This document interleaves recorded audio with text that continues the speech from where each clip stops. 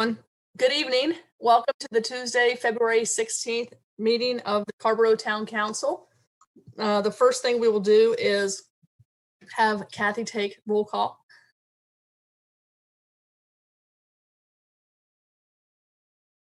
Let me pull this up. Sorry about the buzzing. I'll try to close some windows and see if that helps.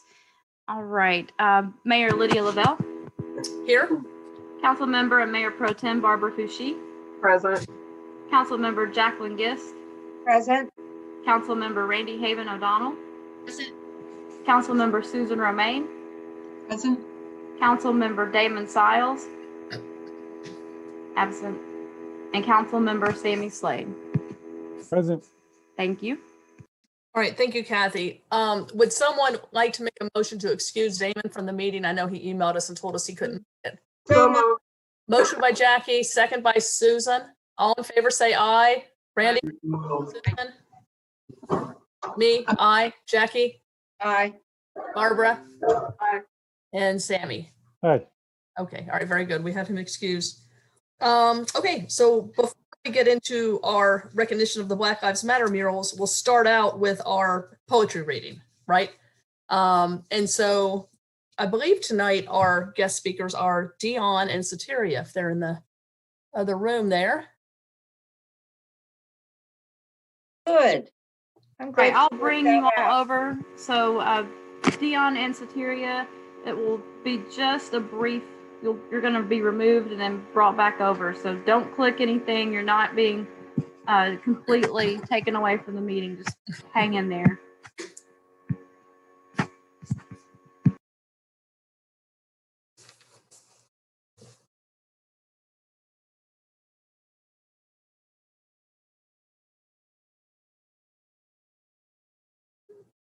Okay, so we have Dion Tam with us from the school board. It's good to see you again, Dion.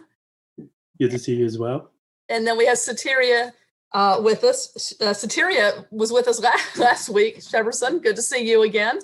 And so Thank you for having me. have both of you here with us tonight as guest poets here in celebration of Black History Month. So we'll start, I guess, with Dion. You can kick us off. Sure thing. Yeah, okay, there you go.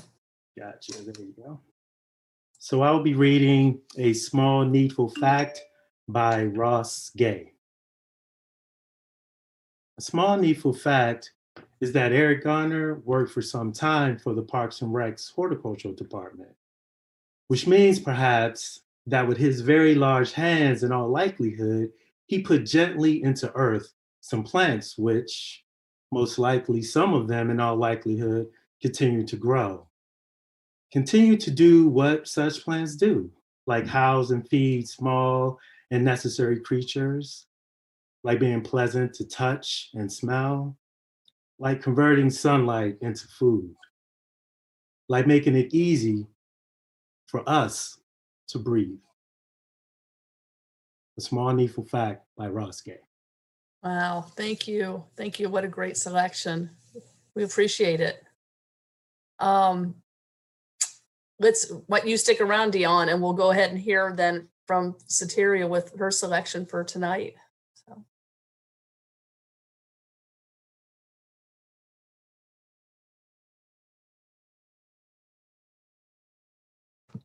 Thank you all. I felt like my mom, who is 73, just now trying to get off of mute. I would first like to share this video and to just to kind of talk about, I guess, be an intro to the poem.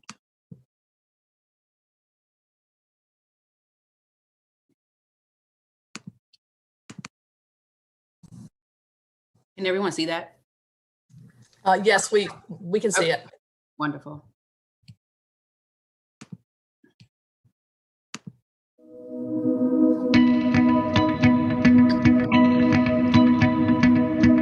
I realized that the tables to me were symbolic of the songs that the slaves would write as they were trying to maneuver and get to freedom. And so I see the tables as songs that hopefully will help us all get to freedom.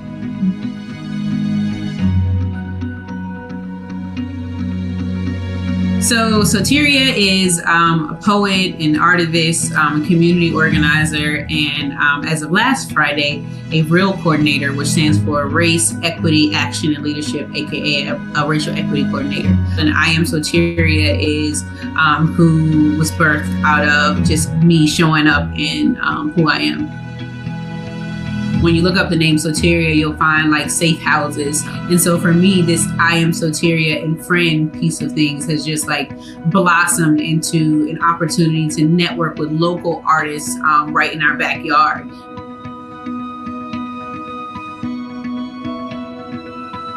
This is actually the sixth I Am Soteria and Friends. The first one was February of 2019. The rest of them have been in concert form, but because of the pandemic, we weren't able to actually do a concert, of course. To me, this is a love language right now. It's understanding how the world hears. And so I was like, how can we have a conversation 6 feet apart? And to me, this is it. The tables are spread far from each other enough, but the art and what I Am Soteria and Friends is all about is us connecting. And what I realize is it's important for Black people to have a platform so that we can invite other people into that platform so that we can help connect and build that bridge. And it's just been amazing to see Black people in this form. And that's what I wanted to be intentional about. It's not erasing the voices of everyone. It's just helping bring forth the voices of people that are normally marginalized in society, and specifically in America. I'm hoping that these tables will help people be courageous. Courage is a muscle. And so we have to utilize that muscle every single day possible so that we can be strong. And my goal is that people in a moment of injustice won't stand for 8 minutes and 46 seconds and watch somebody die, because they've been practicing every single week how to be courageous.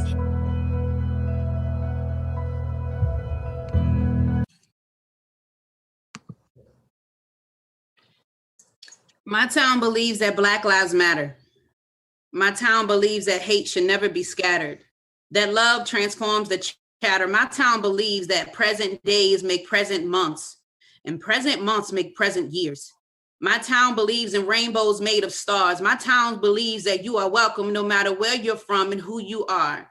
My town is not a slave to the system. It transforms the system that has been the slave. My town is not hidden behind hard things to talk about. My town is open to conversation and transformation. It soars on Fushis and future she's, Campbell's that aren't always made of soup, Clarks and Garners, Jessies in Black, organizing Black in all shades. See, we speak now, so we won't have to be spoken to amongst the grave. This is my town. Thank you for having me again. Wow. Oh, Soteria and Dion. Oh, there's just really awesome way to start out our evening. And loved your selection, Dion. And then Soteria, loved your build up to your poem. I mean, it's fitting perfectly tonight when we're also recognizing our other murals in town. Thank you so much for sharing that with us and for y'all sharing your selections with us. Just really, really awesome. Really appreciate it. So thank you. Thank you for being here. And feel free Thank you guys for inviting us. Thank you. Oh, thank you. Thank you so much. So, ooh, I don't know, y'all, they gave me chills. That was awesome. All right, let's move on now then to our program, Kathy. We'll go ahead and have our recognition of the Black Lives Matter town murals.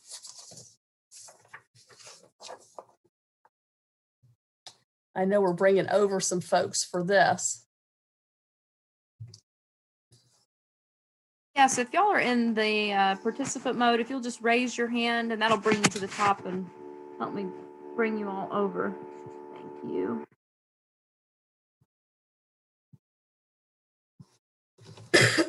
Hello.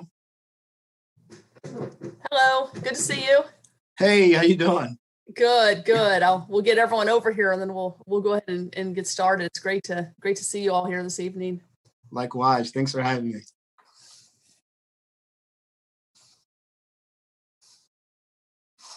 I think I got everyone. Okay, very good. Let me make sure I see everyone I need to see. So I want to make sure we've got, of course, Tyrone with us. Hello, Tyrone. Good to see you. Hey, how you doing? Good, good. And then I was looking to see, let's see, we should have also for Breon Barrett. Not sure if he's here yet. Right, Anita, he's the one with the Century Center mural, right? So he's, I think, supposed to join us. So we'll see if he makes it in. And then, of course, we have our, I guess, students that helped with the mural. It's really great to have you all here. And I know a few of you are going to make some remarks as well. So let me start out here. I first want to say just a couple of quick things here. So everyone, what we're doing tonight is we're having a virtual celebration of our town's 2 Black Lives Matter murals. Because of COVID, we're doing this at our council meeting instead of in person.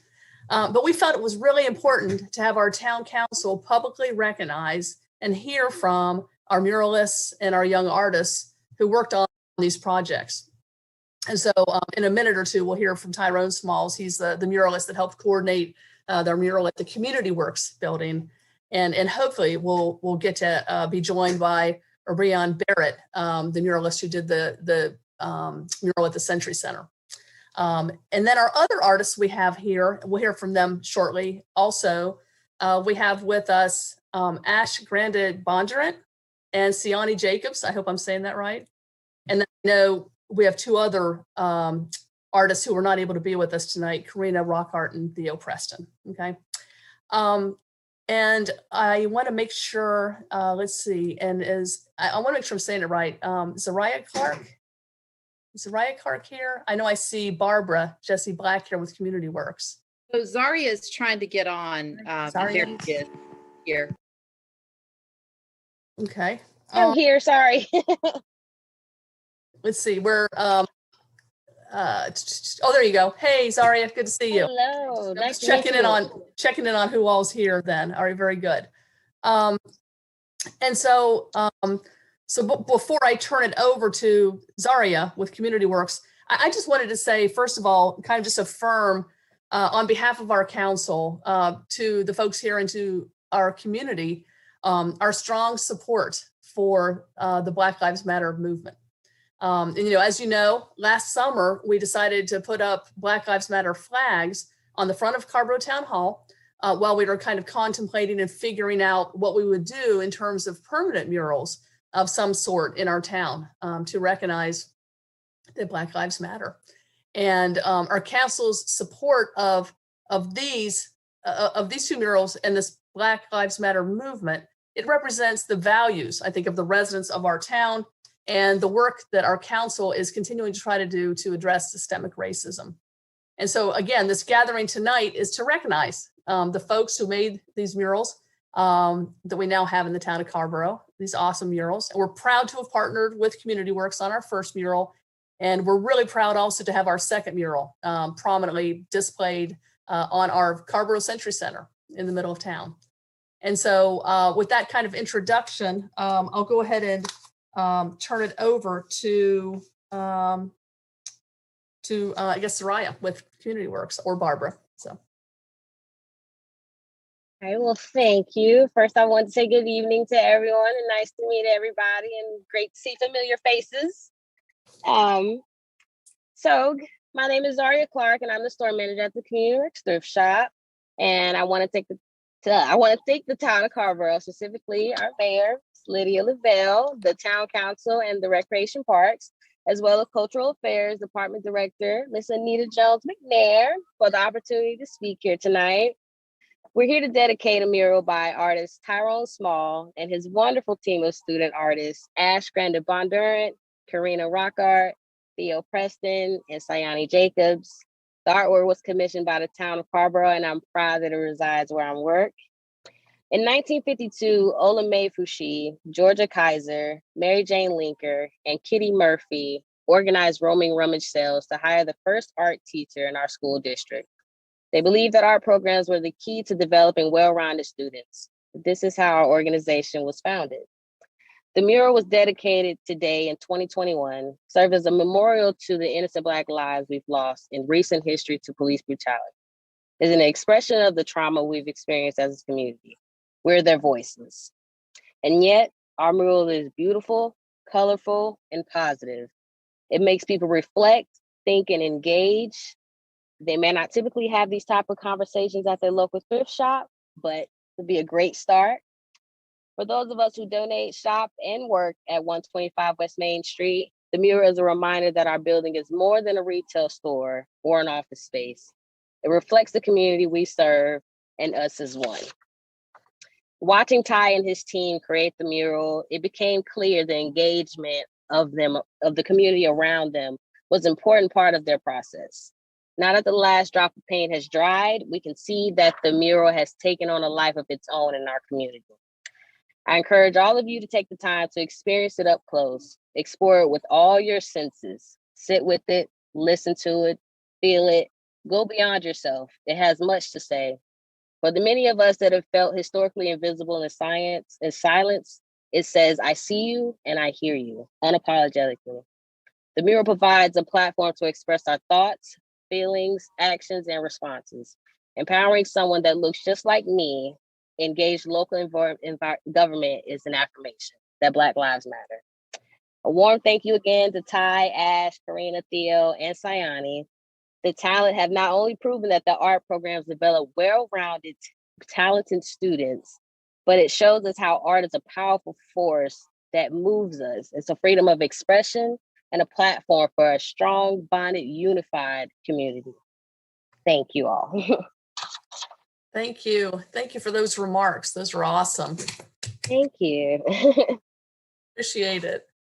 Okay, so next then we'll move on to Ty, the muralist, to make some remarks for us. Again, thank you for being here. And you're on mute right now. Sorry. Yeah. Am I good now? You're good now. Yeah. Good evening, everyone. I just want to thank you guys for having me first off. It's been nothing but a blessing to just be a part of such an amazing experience. I want to thank the town of Carrboro, the mayor, of course, for want to be a part of it. This is amazing.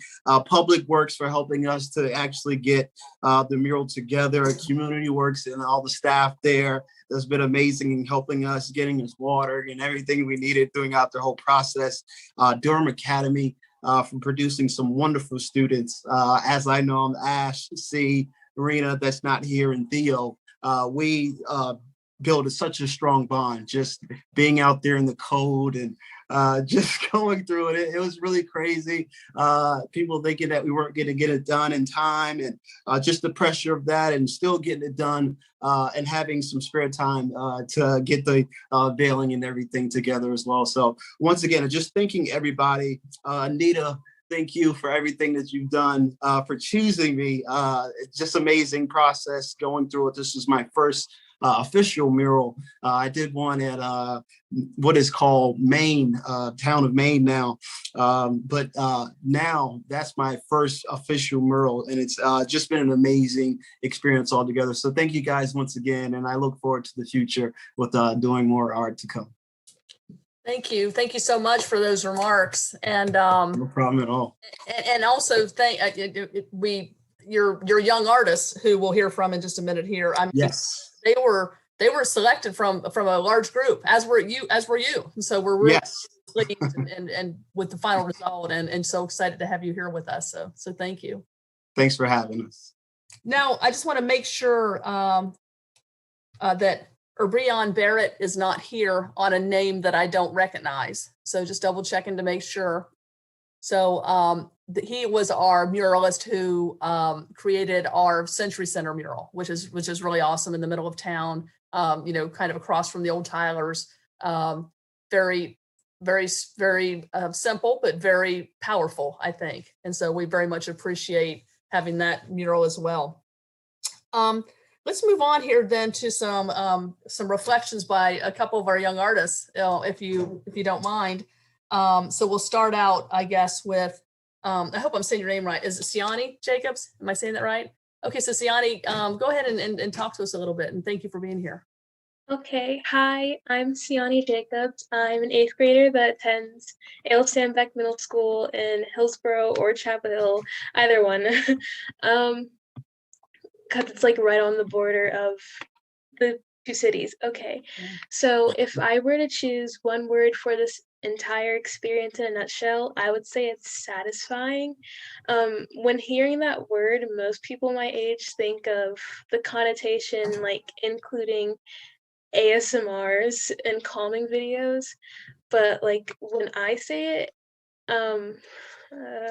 it's like hospitality. It's just the satisfaction of the warmth of the team and the community itself and the whole environment. I mean, like when Ty just like let us inside his car when it was so cold, it was freezing, and like my phone kept dying and it was just like a mess, but it was also like a learning experience to not paint in the cold.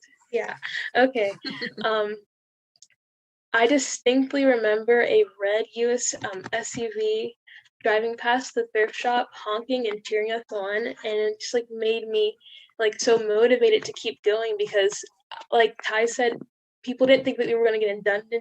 We weren't going to get it done in time, and it just made me like happy to see all of us unveiling that whole mural like on that day. It was like all of us, the whole team, but not like a big ceremony. We were just like ripping it down and then stepping back to see what we've accomplished. And just seeing the completed work just made me feel like, wow, I didn't think I would ever be able to do anything like this in my life. Yeah. We've had our obstacles with the weather, but I think we're pretty good at our jobs, and this was a really great experience just all around. Thank you. All right. Well, thank you. Thank you for this really great reflection on the process. So thank you. All right. So we'll move over now to Ash with your reflections. Hi. So I want to go ahead, since Karina can't be here, she sent her reflection to me. And for her word, it was silence. And she says that for many members of our community, the meaning of this word brings up thoughts of suppression, suffering, or exclusion. And we appreciate the chance to work on this mural and tell members of our community loud and clear that we don't want them to be silent any longer, that they matter, and that she hopes that our art helps so that all of us instead think of the word silence to mean tranquil, still, and calm instead of suppression. So that was her reflection, and I wish she could be here, but that's what she said. My word for I kept thinking, and the same thing came up, was revolutionary. For years, I've been told that my generation was going to be the one to make the change and to make things happen. So this experience, it was something I never thought I would be able to do. I remember when Theo, Karina, and I, when we applied together, we were like, there's no way our design's going to be chosen. Like, at least we just put it out there. And then I remember when we got that email from Anita saying, hey, you guys got chosen. I remember us running across Durham Academy campus during lunchtime, getting all excited and everything. So it's just that this experience has been a reminder that we're going to do it. We did it. We're going to make that change. And there's nothing that can stop us at this point, not even the pandemic. So. Awesome. Thank you. Thank you, Ash, for those remarks. Awesome. I know. I'm going to go back to you, Siani. Do you have something to tell us from Theo? Is that what you're Yes. Okay. Sorry. All right. It's okay. Okay, this is Theo's recognition letter. I'm sorry I didn't say this before mine. I feel bad, but it's okay. I'm reading this in his perspective, so it's not me speaking. Okay. Hi, my name is Theo. If I could share one word to describe this experience, it would be warm. That may seem strange at first, but I've chosen this word for two reasons. The first reason is the most obviously apparent. It was utterly freezing when we made the mural, but I'm sorry. But it was still the highlight of my day because there was no better feeling than stepping back and seeing the progress we had made. It would always take the chill away.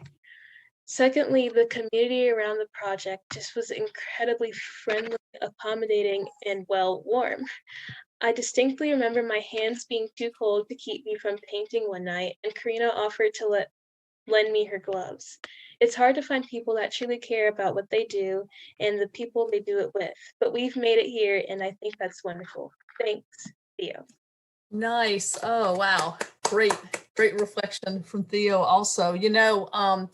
It strikes me that this prompt, I don't know who came up with it, Anita, but the prompt is awesome. It really, it helps us hear your reflections in a really kind of precise way, but you all have taken it in a different direction. And it was really interesting to hear your reflection. So, okay, before we get to, I think when we close out, we're gonna, Anita's going to be sharing her screen, but I just wanted to make sure there's a couple of other folks who are on the screen with us. I think you're just here to kind of watch this, but I just wanted to make sure that you weren't part of this program. And also I wanted to announce to everyone that evidently our Granicus link is not working on the website, but we are on Facebook Live. So if people are trying to watch us or find us, they can find it on Facebook Live. Is that right, Kathy?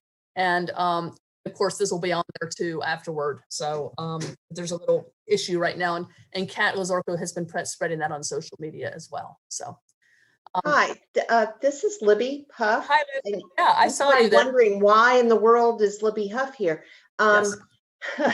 And Wilhelmina Steen was also here, and Wilhelmina and I are on the board of Community Works, and so we wanted to be here to support the effort. To congratulate the artists and to thank Anita and the town for supporting this effort. And so sorry to Zoom, at least not a real Zoom bomb, but some surprising names, but we are here in spirit with you, and again, appreciate this opportunity. No, thank you. Thank you for speaking up, Libby. I of course saw your name and I know your name, and I figured you were here in some capacity. I just wasn't sure. So you and Wilhelmina, thank you for being here from the Board of Community Works, along with, I know Barbara, Jesse Black is here also. So when we close this out, Anita is going to be playing a video. Randy, do you want to say something before we close out the program? Yeah, I did. I wanted to personally thank Siani and Ash and Tyrone, of course, but for representing the students. I know Theo and Karina from when I was at Durham Academy Middle School, and I know how hard you work, and I just love it. Ash, I wanted to thank you for your comments in the Durham Academy magazine that were so apt. You all spoke truth and you made art. Thank you. Okay. Yeah, let's go ahead and take remarks right now, y'all, but then we'll close out with the video. I see Barbara has her hand up. Mute myself so I can actually talk. So I really just wanted to just provide a few brief comments.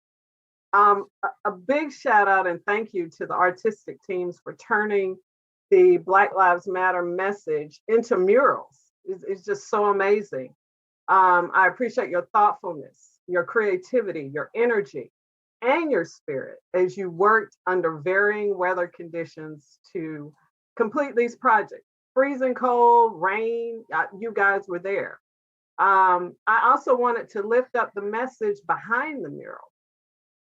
I think Mayor Lavelle kind of spoke to that a little bit earlier. The reason why this message is so important is because Black people have struggled to be relevant and have a voice in society. And the struggle continues today. The location of the murals are also important. Community Works building, as well as the very high location on the Carrboro Century Center.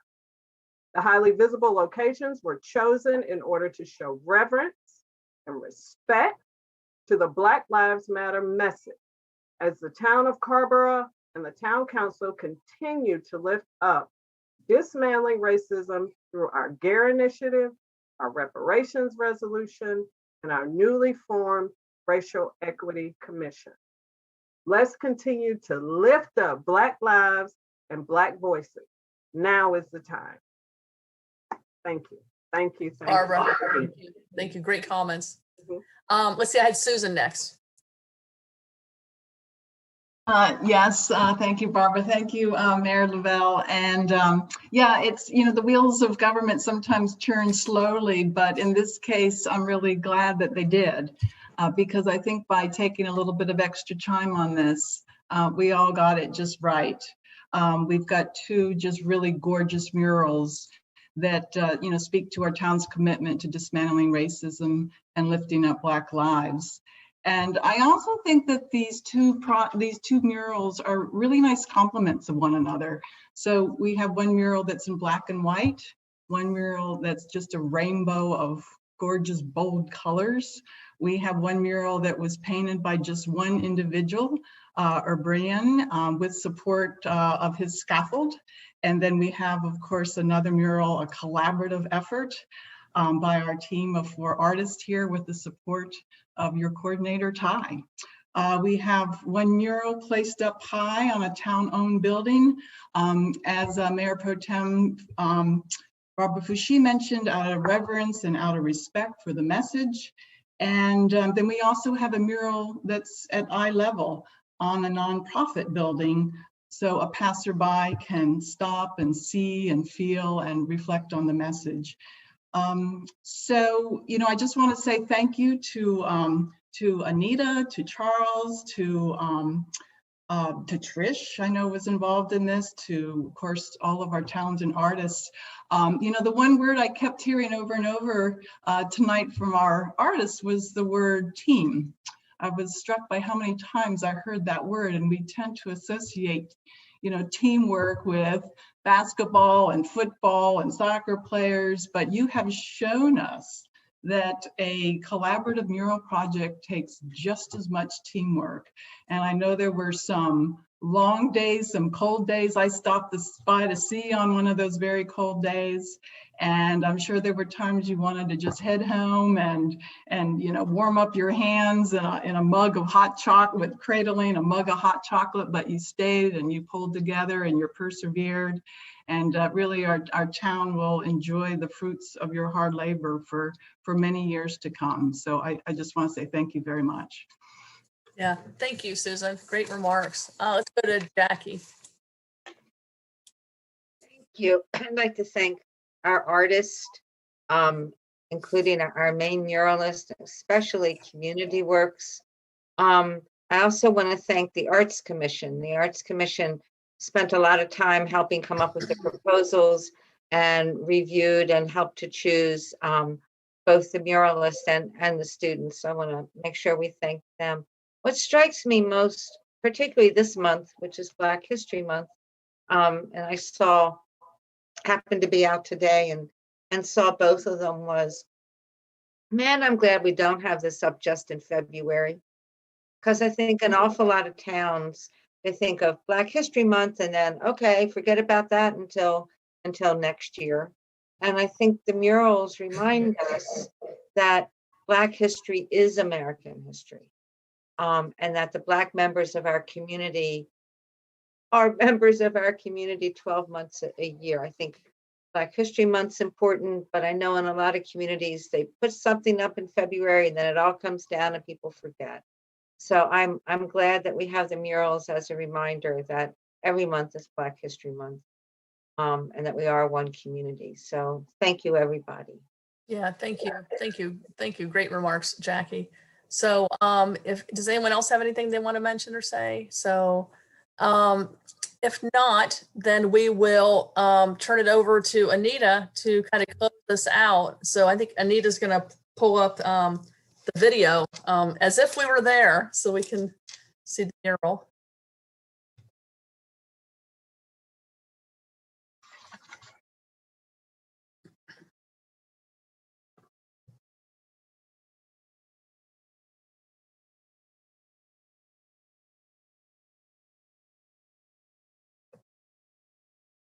Anita, do you might want to stop it for a minute? Maybe you might not have the volume on with it.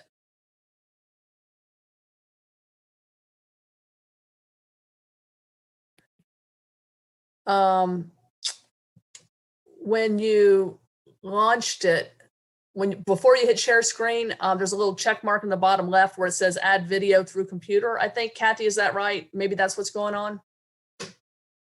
I've actually never shared a video. Okay, all right, so here we go. Anita be the one to walk us through it. Okay, so Anita, hit stop share for a minute. Okay.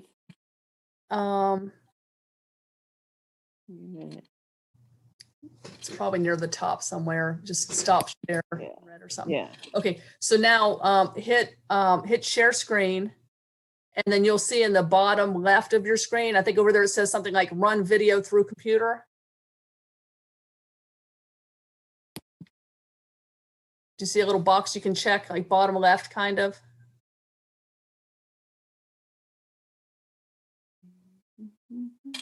Share sound, optimize for video clip. That's... Yeah, it's to the left of that, I think. It says share sound or run sound through computer, but make sure that's checked off. Okay. And then now you can hit share screen again to share it with us, and then start it over, and hopefully it'll play then. So.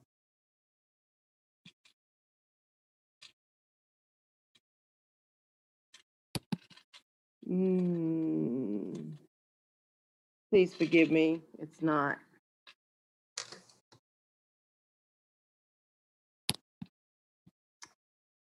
Oh, it's not cooperating. I'm sorry. Is it on the Town of Carrboro YouTube page? Yes, it is. All right, let me just glance real quick. Let me see if there's, hang on just a half a second, y'all. Let me see. I'll look too. Anita, will you forward me that link? I might have it.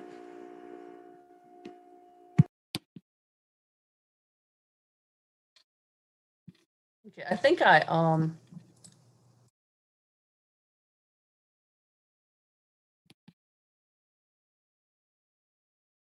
right, let me see if this works, y'all. Let me try, okay? Do you mind if I try? Let's see. Absolutely.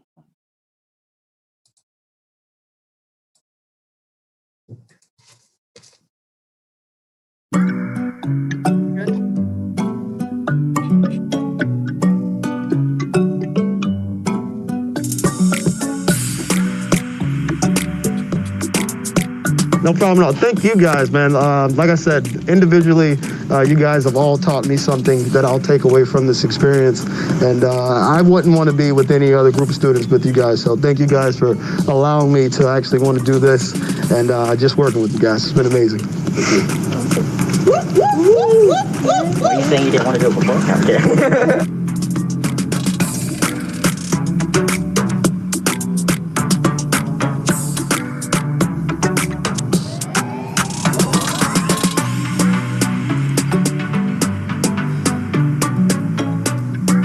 Actually inspired from a protest that I went to, and I took a picture of a lady, like with permission, of course, and I made a design out of her because it wasn't the exact same sign, but it was a sign for gun laws and gun violence and things like that, and it was very inspirational. So I decided to take that and make it into a nice graphic design.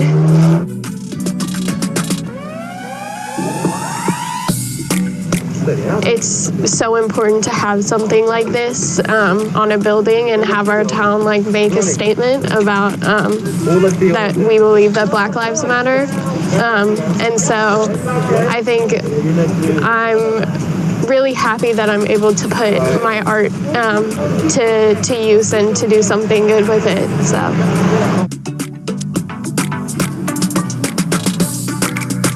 This experience has been like a lot, but also it's been stressful, but also amazing at the same time. Like, I'm glad it's over, but I'm gonna be sad when it's done, because this is something I was able to like pour my heart out into, and because this is always social justice, that's my passion, that kind of stuff, art. But it was definitely worth the freezing days that we were out here jumping around to get warm. Everyone has worked so hard on this, and I think it's really amazing to be part of a group that's just so dedicated. So.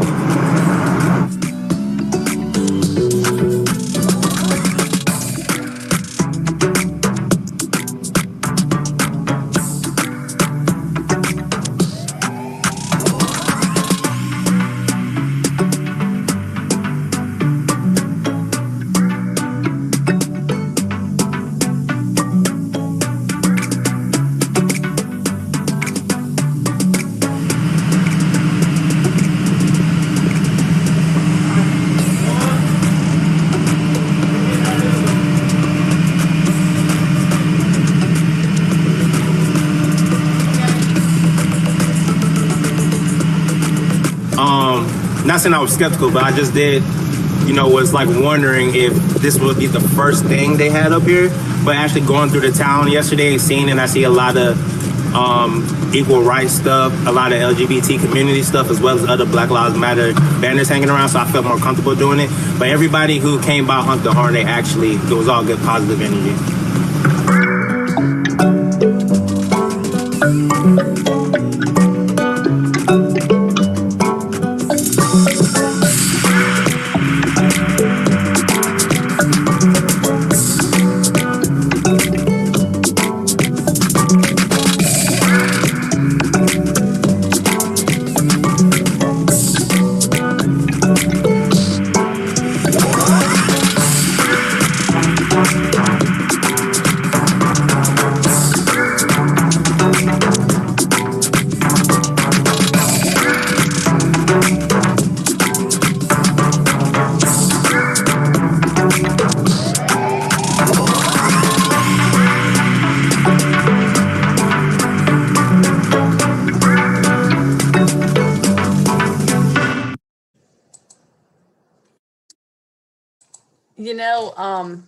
Hang on just a minute. Let me stop this. That was awesome. Can everyone hear me okay? And Mr. Manager, it occurred to me when we heard people talking about teams, right? You have a great team. I mean, I love it at the end. It showed the names of all of the folks who work with you in the town that were involved in these projects, in addition to all of the people we have here. That was really awesome to see all of those names too. So thanks to you and all of our town staff for all of this. This is awesome. We have a great team and we have great elected officials too. So thank you. Thank you all. All right, Coach. All right, way to go. Look, thanks everyone. Thank you all for being here. We're going to go ahead and get on with our work of our council meeting. We very much appreciate you all being here this evening, and we have enjoyed recognizing you. And we will think of you every time we go by our murals. So thank you very much.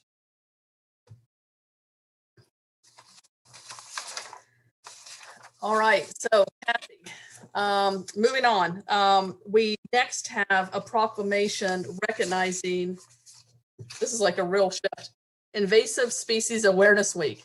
And so we're going to bring over a couple of folks from the audience when I read this.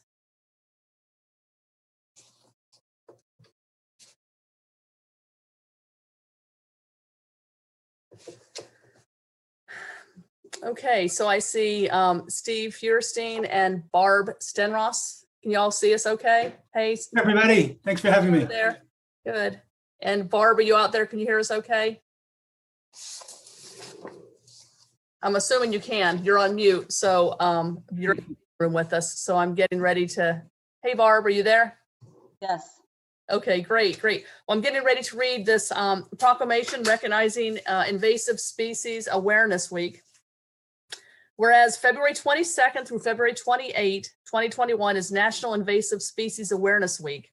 And whereas on January 24th, 2017, the Carrboro Town Council accepted the Community Climate Action Plan.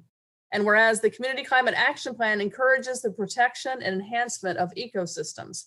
And whereas the town adopted its first ordinance against invasive species in 1999. And whereas since this date, the town has prohibited invasive species from meeting compliance with land use ordinance provisions for shading and screening and from being shown on any plans submitted in support of a land use permit application. And whereas the spread of invasive species decreases biodiversity, threatens the survival of native plants and animals, and interferes with ecosystem functions by changing processes such as fire, nutrient flow, and flooding. And whereas invasive species threaten 400 of the 1,300 species listed under the Endangered Species Act through habitat loss, predation, and resource competition.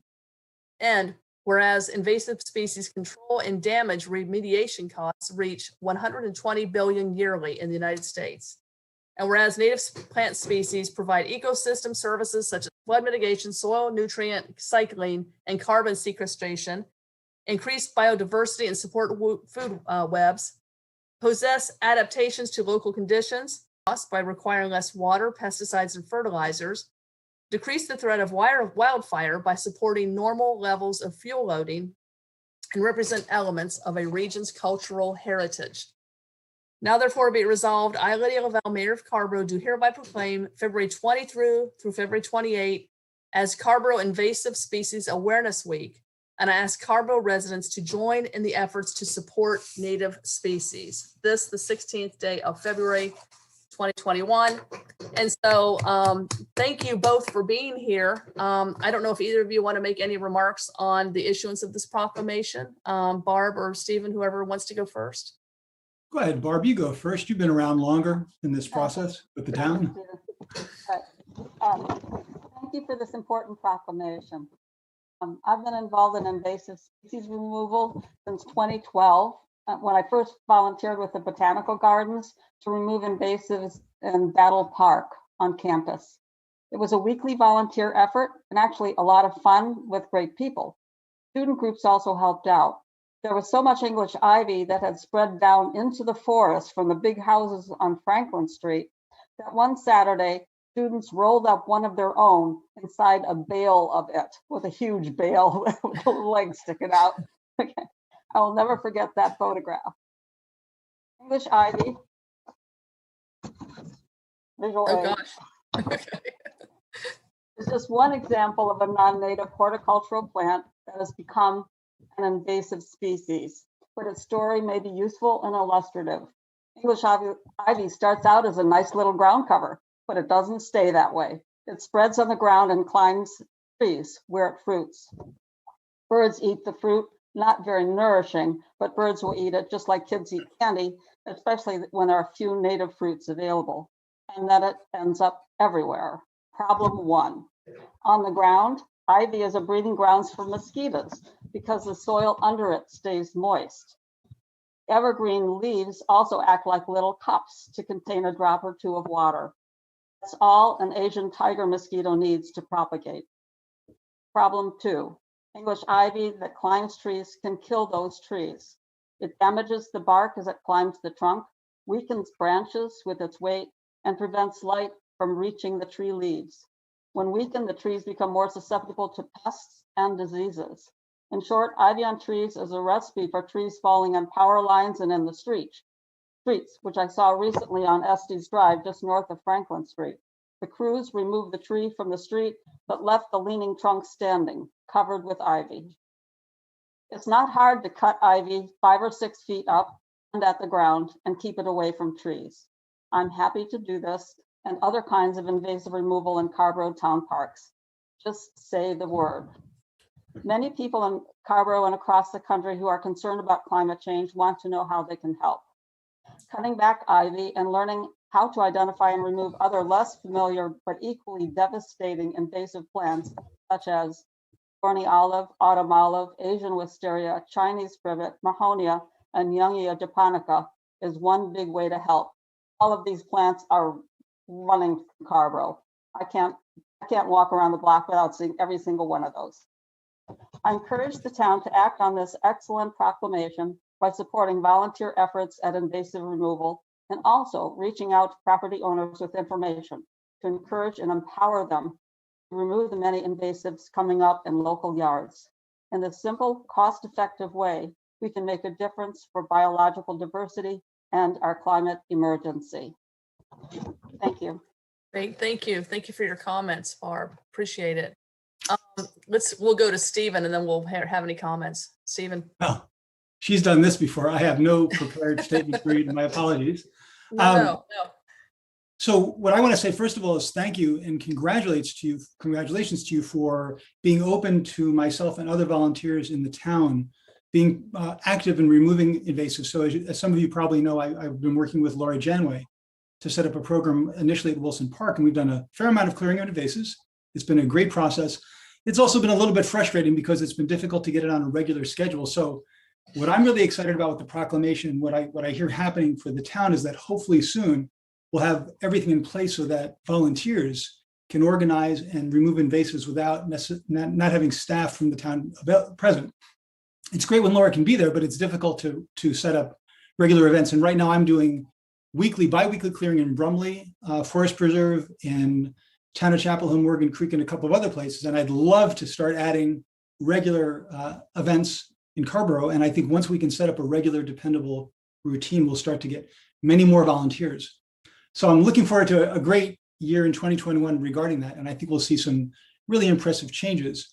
And I would only say, I don't know if there's, I'm new to all this, I don't know if there's an opportunity to change the proclamation at this point, but I would just say, what I think is really critical to making a difference is engaging volunteers. You will never be able to find the money in your budget to do what's necessary to remove invasives in a way that at least doesn't damage the environment, because the way staff has to do it is, through widespread spraying and so forth.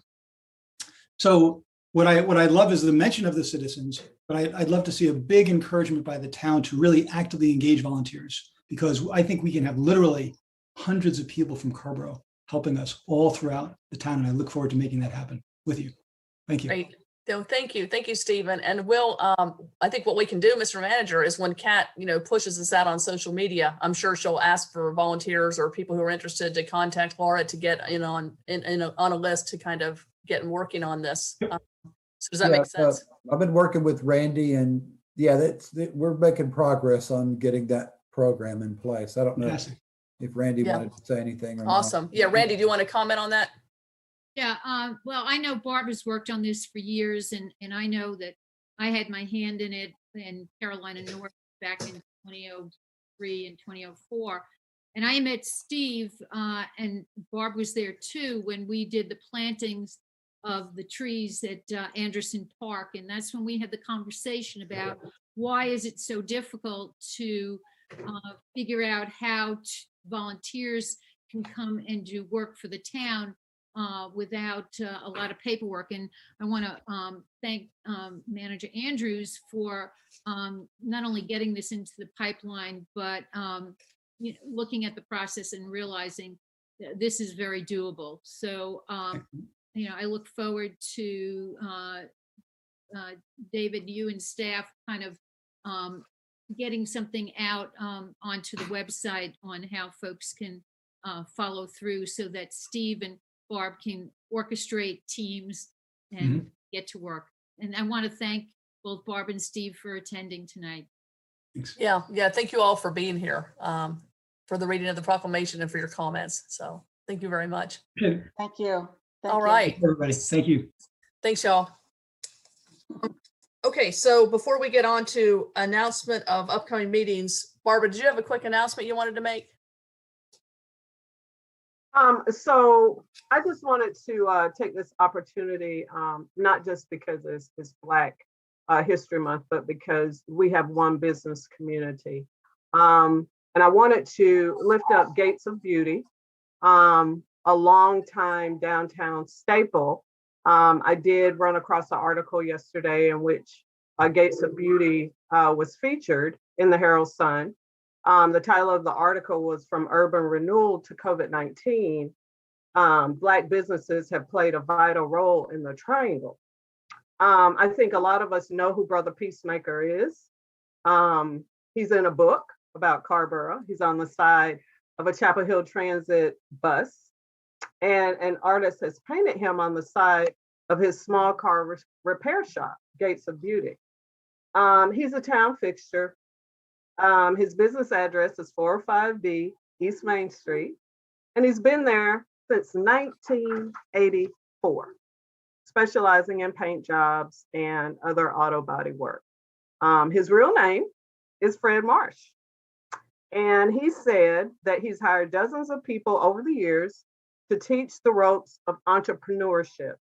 And he also said becoming a small business owner was life-changing. And he said, I absolutely could run Gates of Beauty forever.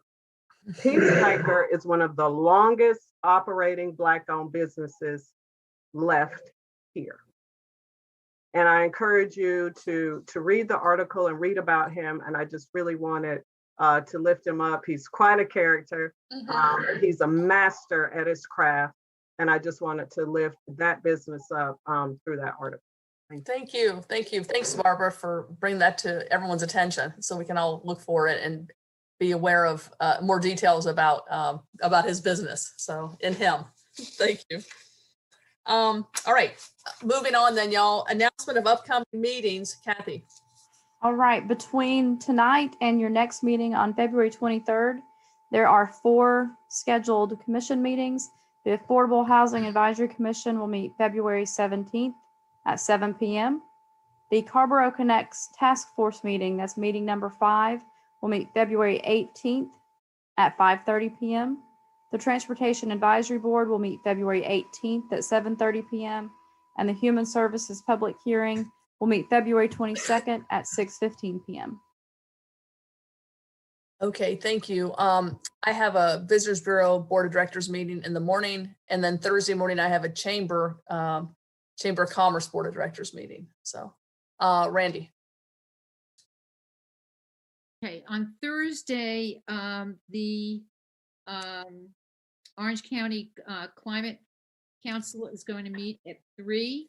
On Monday, the North Carolina Department of Environmental Quality, Equity, and Justice Board is meeting in the afternoon with a public hearing between 5 and 6. Tuesday, February 23rd at 11 in the morning is the Chapel Hill Transit Partners at 11. All right, great. Thank you for those updates. Anyone else? Any other meetings? Okay. All right.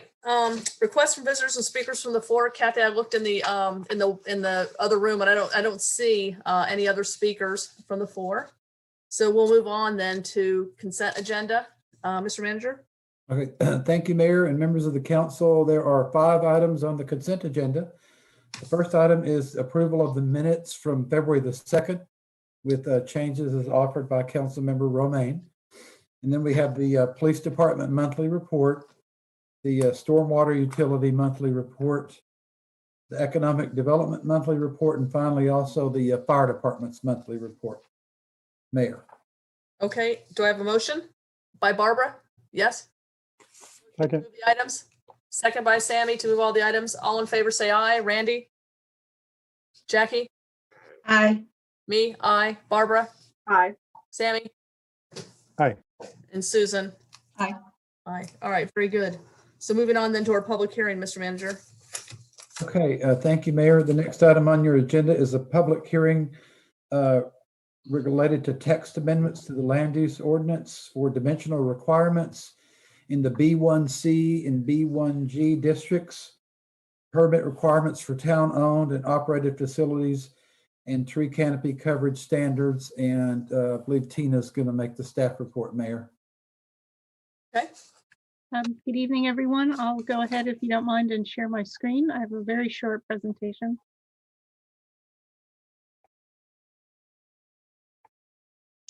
Okay.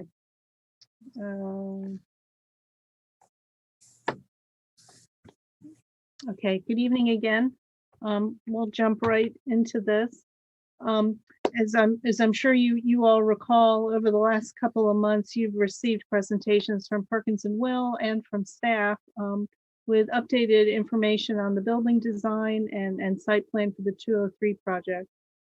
As noted in November, staff identified 2, maybe 3 text amendments that would be needed to advance the project. And in an effort to keep things moving on schedule, staff went ahead working with the town attorney to prepare that draft ordinance, which would modify the ordinance in 3 areas. And here's a very summarizing series of bullets that covers the 3 areas. The first one, which is perhaps the most substantial, establishes a new height limit for parking structures. There's a second provision which addresses, it's really just a matter of clarification that town-owned and operated facilities in the B1G district are subject to a zoning permit. This is not a change in the standards. This is just a clarification for that particular section. And then there's some new language proposed for our existing section related to modifications to the canopy coverage standards. So this went to, we brought the draft ordinance to you all in January. It went to the advisory boards. The opportunity for you tonight is to have a public hearing, and we would ask that you go ahead and close the public hearing if you feel comfortable doing that, so that we can kind of begin this process of getting the comments in. And I'm pointing that out because I, in error, included a consistency recommendation to you as part of your material. So if you would disregard that for tonight's meeting, and let's just focus on the public hearing. As you'll note in the packet, there are comments from Orange County as well as the Planning Board and the EAB. All three advisory boards heard an initial presentation at joint review earlier this month. That was a particularly long meeting. The Appearance Commission was not able to retain a quorum for the breakout session, so they've not yet finished their comments, and they're scheduled. I was hoping for yesterday, but in fact it will be next Monday, February 22nd, to complete their review and their recommendation. You'll notice that some of the advisory boards did offer some minor modifications. One in particular, staff has noted about the parking decks and maybe revising that language a little bit such that solar facilities in particular would not be subject to that height. We think that that's something that we would likely like to incorporate.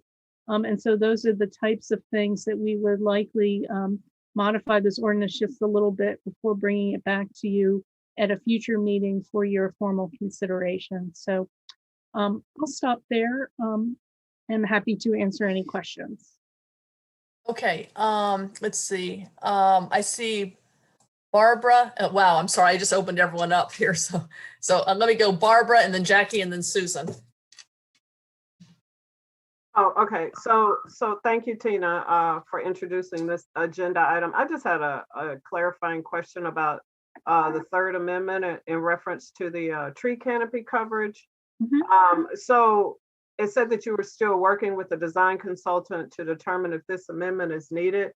Has there been anything different since the agenda item that you want to add about that, or is it still just kind of could be, could not be, or?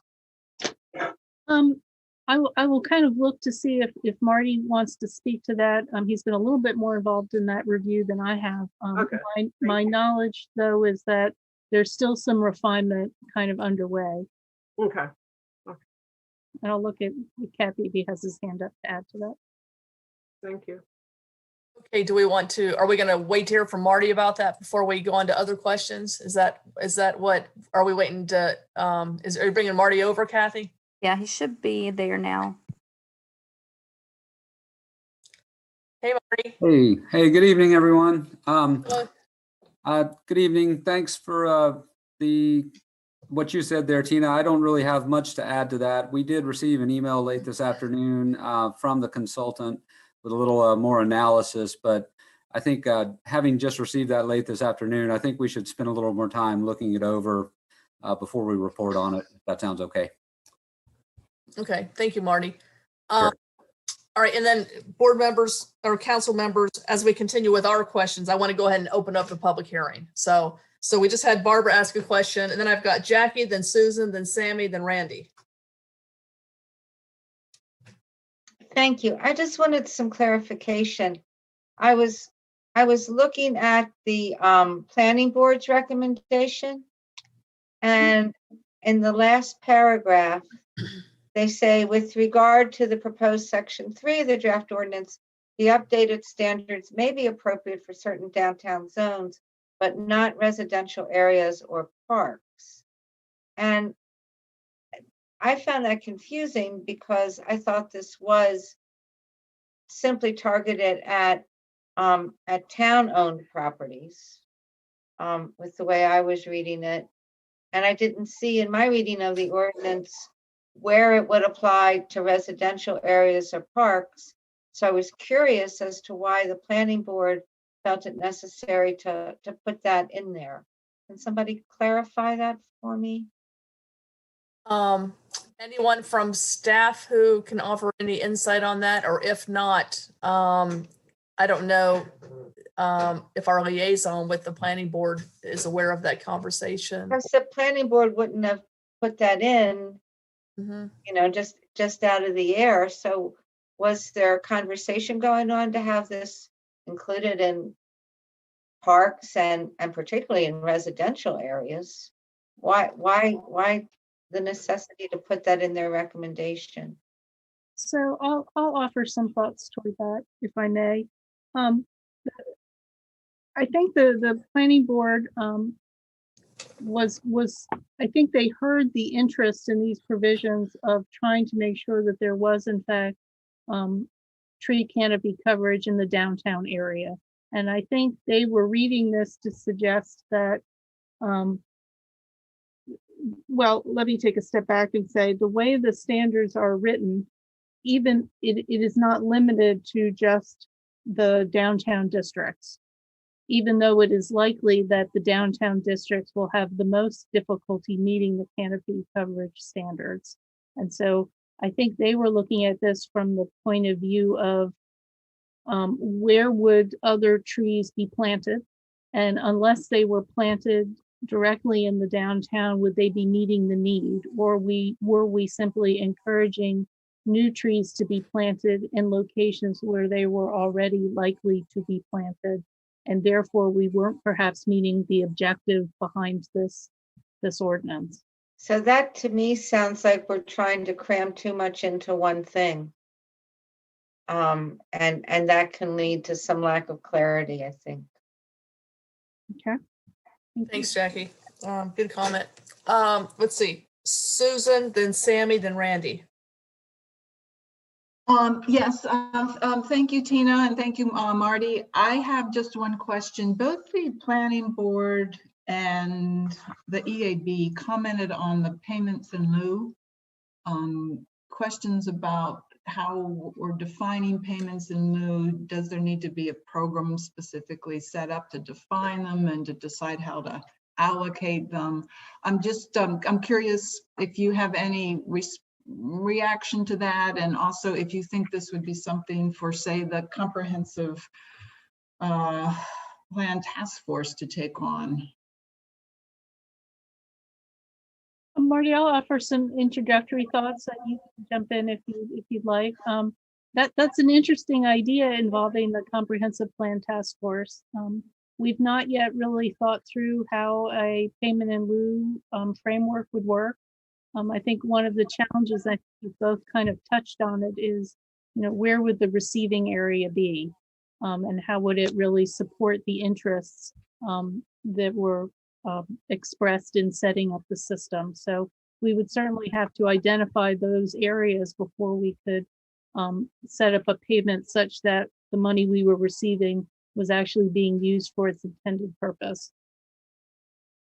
Mm-hmm. Yeah. When we do have, just Susan, by way of, you probably are aware of this, but we do have some other situations where we have payment in lieu in certain situations. Thinking of like affordable housing or some kind of amenities, Parks and Rec amenities, but they're, I guess, is this right, team? I mean, they generally come in when you're not able to meet the standard that's required for your current structure or building or whatever, a way to kind of offset. And so this would be a new payment in lieu kind of fund or a new procedure for this. Is that right? That's right. And you would have to set that up such that you would be able to receive payment, and then that money would be able to be used toward what it was earmarked for. Yeah. Right. Okay. Yeah. Mm-hmm. Thank you. All right, let's see. Sammy and then Randy. Thanks. The planning board also included allowing for shading features beyond solar. And so I would also ask that staff look at that as included in what would be allowable beyond the height restriction for those decks. Also, in terms of the tree canopy standard, I think basically the proposed item 2, what it's proposing is how to accept money. What we don't have in place, as the EAB pointed out, is a program thereafter to make use of that money. But the key takeaway, I think, in the spirit of what number 2 is pointing out, is that canopies are providing a kind of downtown, one that includes trees. And if we're going to assure that our downtown continues to have trees, we have to make sure that it's not just about the cost of a tree, but rather the cost of a tree in the downtown, which means the cost of the land to be able to plant that tree. And so however we get it to that goal, I'm all for it. But I'm wary of just saying, the cost of a tree, because inherently a tree will get planted in the rural buffer where it's not needed. If we want and have a vision of a downtown that continues to have trees, then this was the way to do it. Given that this is prompted by the town and the county building the 203, and the fact that we are pursuing net neutrality, at this point, I would be comfortable including only provision 1 because it would achieve our ability to do that. But getting back to Barbara's opening question, I think we need to ask staff and really check in about the need for this whole thing to begin with. But I think that there is work to be done in terms of payment in lieu for maintaining tree canopy within our downtown. And I look forward to us continuing that conversation if it's not included in this current iteration. So yeah, those are my main comments, I think, reflecting what some of the discussion was during the EAB for y'all to know. So Sammy, kind of one of the section 3 where it says about the payment in lieu, is in exchange for a payment in lieu equivalent to the cost of acquiring the space necessary for planting the trees that will not be planted on the site. The payment must be equivalent to the cost of acquiring the space for the tree to be planted at a cost equivalent to the value of the property where the development is being built. So if that has to stay in, or if we decide it stays in, or if it needs to stay in, having it be more targeted toward geographically the area of which you can't do it. And in other words, keeping it downtown instead of, yeah. Okay. All right. And the way it's written, it's very specific in that it would be the downtown in that property is in the downtown. So any property, Yeah. But I also want to reflect, I think the way I heard the planning board is that this way out of a tree canopy standard is not appropriate in other places that don't have the current pressures, such as the downtown. So I want to hear that too. Okay. All right. Awesome. So go Randy, and then we'll go to Barbara, and then Jackie. Okay. Well, Tina, first I want to ask a question about the 60-foot maximum height. And so Tina, explain to me. So the minimum height of a pine, a mature pine, is about 60 feet on average, the minimum. Oak hickory forest is, of course, the highest level of succession of a forest. Hickory would be minimum would be 80 feet. Oak could be anywhere between 80 and 150 feet. So what I want to understand is why the standard is set to the minimum for trees when isn't one of the goals to get more trees downtown? I mean, I'm just wondering why, how was 60 feet chosen? Is that relational to number of stories is equivalent to 60 feet? So you're talking about the 60-foot maximum height for the parking structure? Isn't that based on the tree height? No, actually, that was based on the height needed for the parking deck. As you I'm sure know, when you get into that section of the ordinance, there's a discussion of the downtown protection overlay district, where height is determined. Once you go beyond a certain height, you step back 10 feet and then you go up again. And that's a building design technique which works well for commercial buildings. It's problematic for a parking structure. Okay, so And so how many stories, just so that I get the real concrete, Sure. yeah, so 2 stories is how many feet? So I think this would be considered about the equivalent of about 5 stories for the purposes of a parking deck.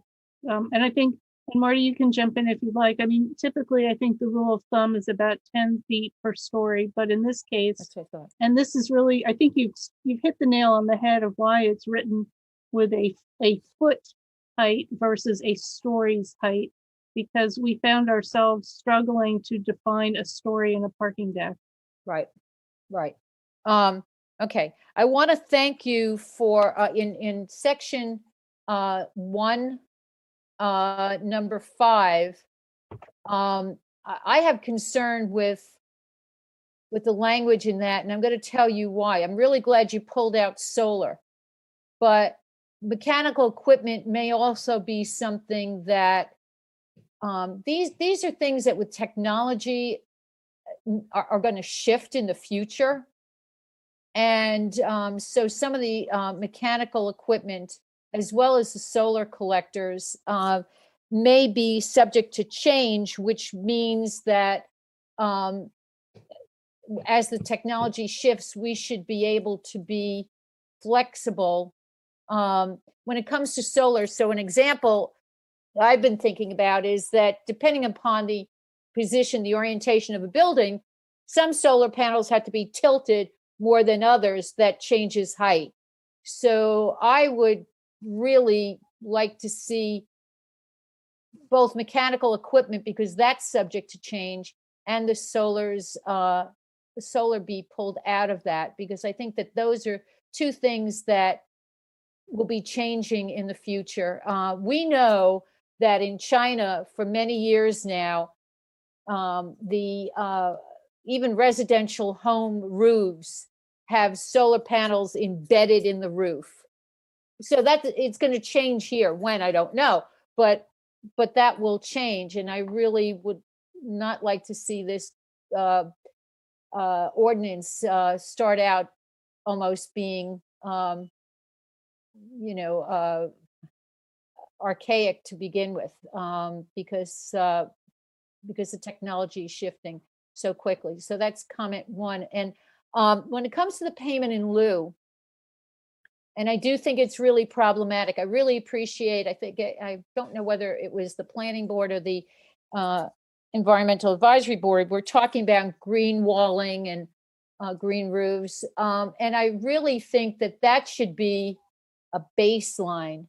I understand that could be a recommendation for payment in lieu, but I really would like to see green walling and green roofs be the baseline of some of what we expect from the buildings that we're building. The other question I have is whether or not this has any implication as to when you have a lot or a site like 203 has no trees on it right now.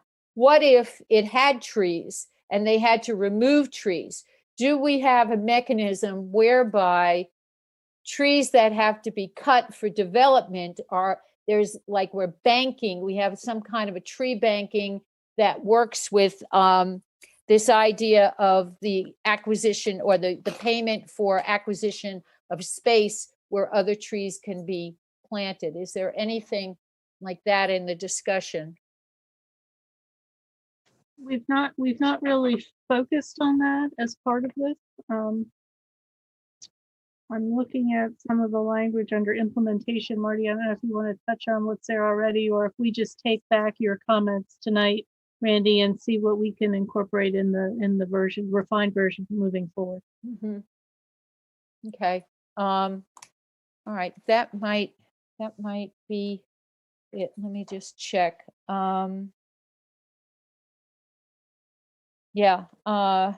The other, I guess the other question I would have, especially for 203, is, and this is just because it involves trees.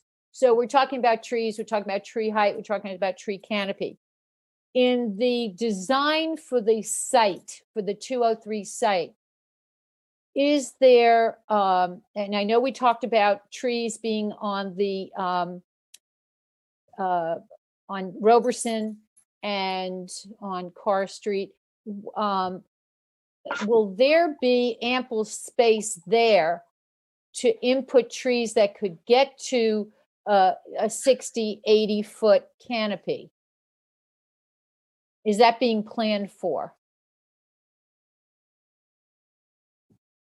I don't recall right off the top of my head the exact species, but we can bring that information back. I mean, the intention is to plant trees there that will be there for the long haul, but I'd have to look into the species to tell you the anticipated height. Okay, I'd just be curious, because if we're looking at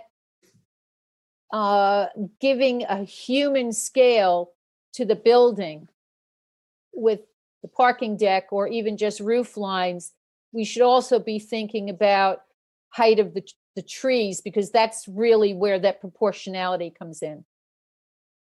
So thank you. I appreciate it. All right. Thank you, Randy. Got Barbara and then Jackie.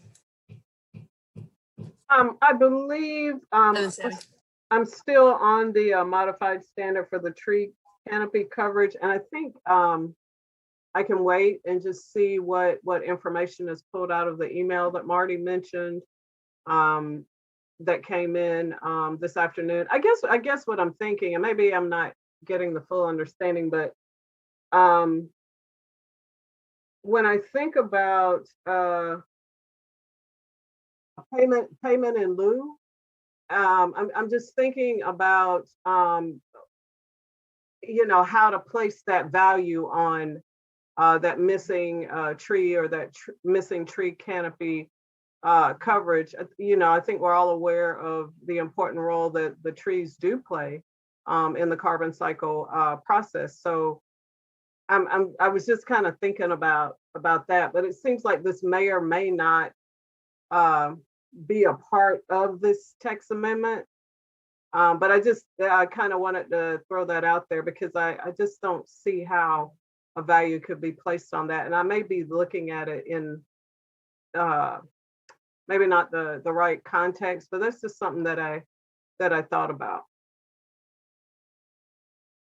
Thanks, Barbara. It's just a comment. Thanks. Thank you. Thank you. All right, let's go to Jackie and then Sammy.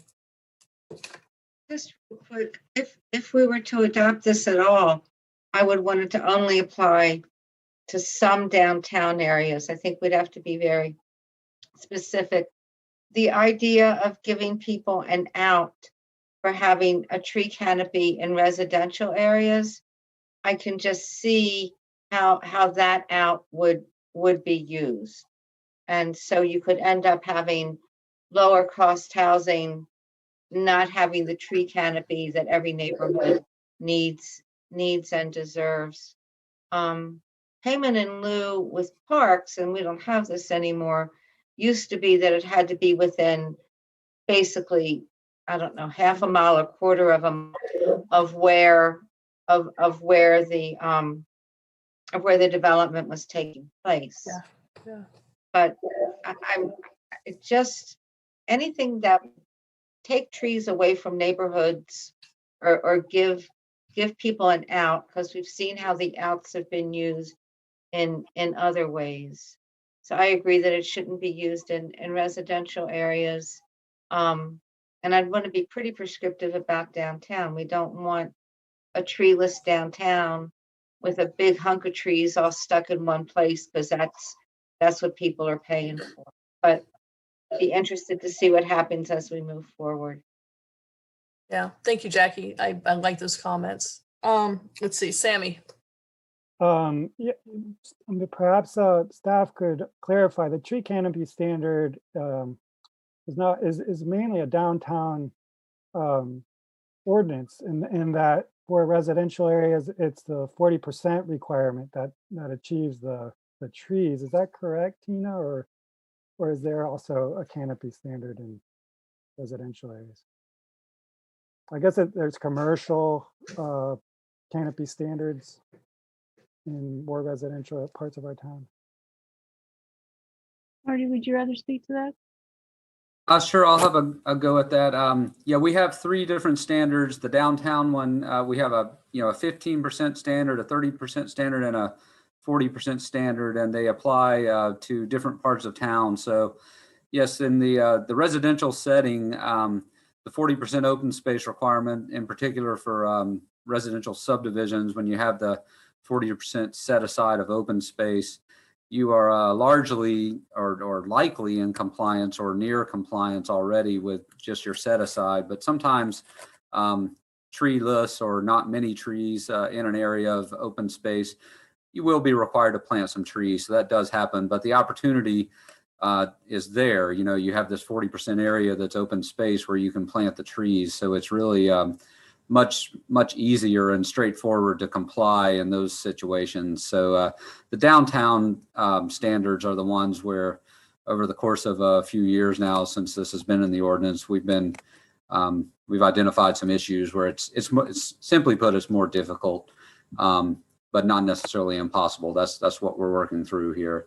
While I have the microphone, I also want to say, Randy, I don't know if I heard your comment exactly right, but I didn't address, we have replacement standards in the ordinance already. So if there were trees, and in this case there's not really, but if there were trees, you do have to replace those. So that part is already in the ordinance, if I understood your question correctly. I just wanted to go back to that briefly. Yeah, Hey, Marty, that was my second question. So thanks for answering it. So essentially, a payment in lieu is for trees that have to be torn down or trees that aren't. There's a set number of trees that any development in the downtown would have to have, and if they can't meet that, then it would be this payment in lieu is the idea. So I agree with what I feel everyone here is saying, is that we need to be very clear that this is solely for the canopy standards. In other words, the downtown, and being very specific about this opportunity for people to do 50% less if they can only meet these measures in the downtown. Yeah, thanks, Sammy. So I know we don't have anyone from the public, I don't think, here to speak on this. We still have the public hearing going. So Tina, Marty, have you gotten adequate feedback here with regard to, it seems like people are in agreement about section 1, the solar collectors and the mechanical equipment.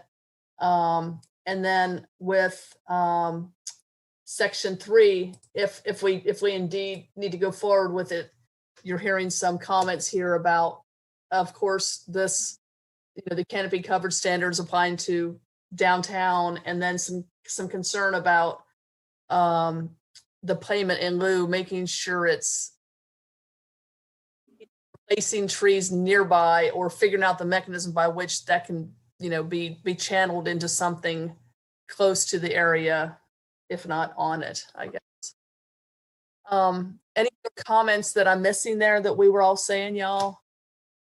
So was that clear enough, Tina, the way I summarized that? Yeah, I think so. It sounds like we need to have a motion to continue the public hearing. So moved. Oh, sorry. I said so moved. That's up to you. I think if you'd like to go ahead and close it, that's fine too. Oh, okay. All right. The idea is we can close it. We just can't go on with our consistency resolution, but you would come back to us with these kind of changes before we would adopt it. So, all right, a motion to close the public hearing. I'll close it. Second by Susan. All in favor, say aye. Randy? Aye. Me? Aye. Jackie? Aye. Sammy? Just a quick question. The Appearance Commission hasn't commented, so this doesn't affect their ability to comment, right? No, well, if we get that from them, it could be a next packet for us, right, Tina? Advisory board. That would be my understanding. Yeah. Yeah. Aye. Aye. Okay. Susan. Aye. Barbara. Aye. All right. So we've closed the public hearing, and so staff will be bringing this back to us sometime soon. So, all right. Great. Thank you all. Thank you. Mr. Manager, next item.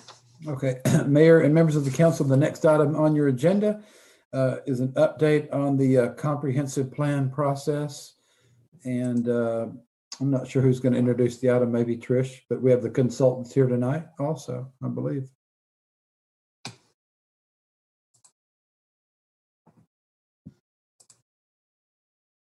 Good evening, everyone. Thanks for having us, as Hi, always. Trish.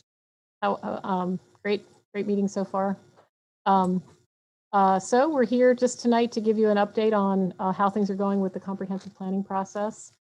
And Scott Goldstein from TESCA is going to give you a presentation in just a moment, but I did want to say that we have, since the last report in October, we've been making great strides in meeting with the task force. And of course, we did have the community meeting in November, and all of your participation in those meetings has been so much appreciated and so wonderful. Your creativity and your excitement and enthusiasm has just been great. So I know the task force members appreciate it, and the staff really does, and all of our team on this project. So your support is outstanding, and so we're on schedule with our work so far. We do have another community meeting coming up in March, but our next task force meeting is just 2 days from now. So I'm going to let Scott take it from here, and we'll be happy to answer any questions you have. Thank you so much. Thanks, Trish. Thank you, Trish. And thank all of you. I want to repeat that. And it's been such a supportive process in the town of Carrboro, not just town council, but everyone has been so open and sharing. And even during the pandemic, and having fantastic attendance, participation, calls back immediately. It's been a wonderful experience so far. Let me share my screen.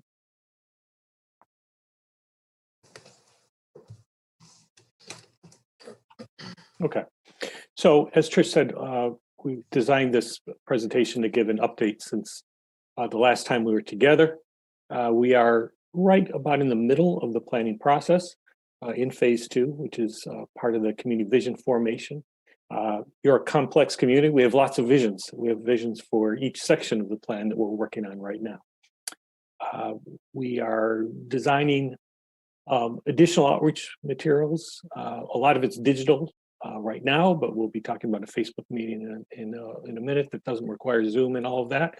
But looking at a time when we can do more things in person and pop-up events and meetings in box, and we've got a whole type of range of activities to continue to engage the community as we move towards the third phase, which would be plan recommendations, which will be starting working on in the summertime, working with all of you through the fall through a draft plan, comprehensive plan, and eventually an open house, and moving towards adoption in late fall, winter.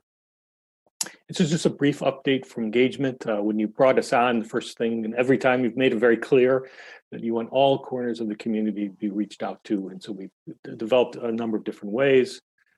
These were some of the marketing materials that were used in advance of the community meeting in English and Spanish. The website is different languages on it as well. With Burmese, we've done Instagram, Facebook, Twitter, Nextdoor, posters, postcards. And so hopefully you saw these around town, and there's going to be additional waves of this as we go in the future.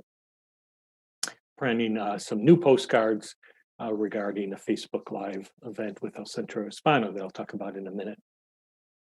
And this is the website. I do encourage you, if you haven't already registered, please do that, because it's really important to participate and for people to see that the town council is participating.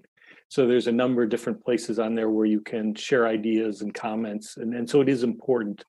The My Block, My Carrboro is when you can go down to very specific places in a map anywhere in town and beyond, even into the planning jurisdiction, and make notes on the map. And that's very important. And I'll give statistics that's being well used.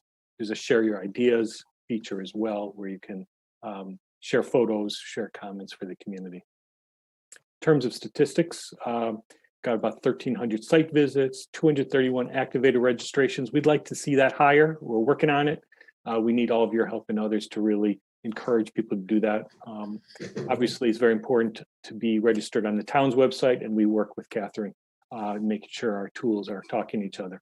There's the mapping tool where there's been 335 visits, 30 contributors, 100 markers placed so far, which is good. And share ideas, 188 visits. So we'd like that to go up.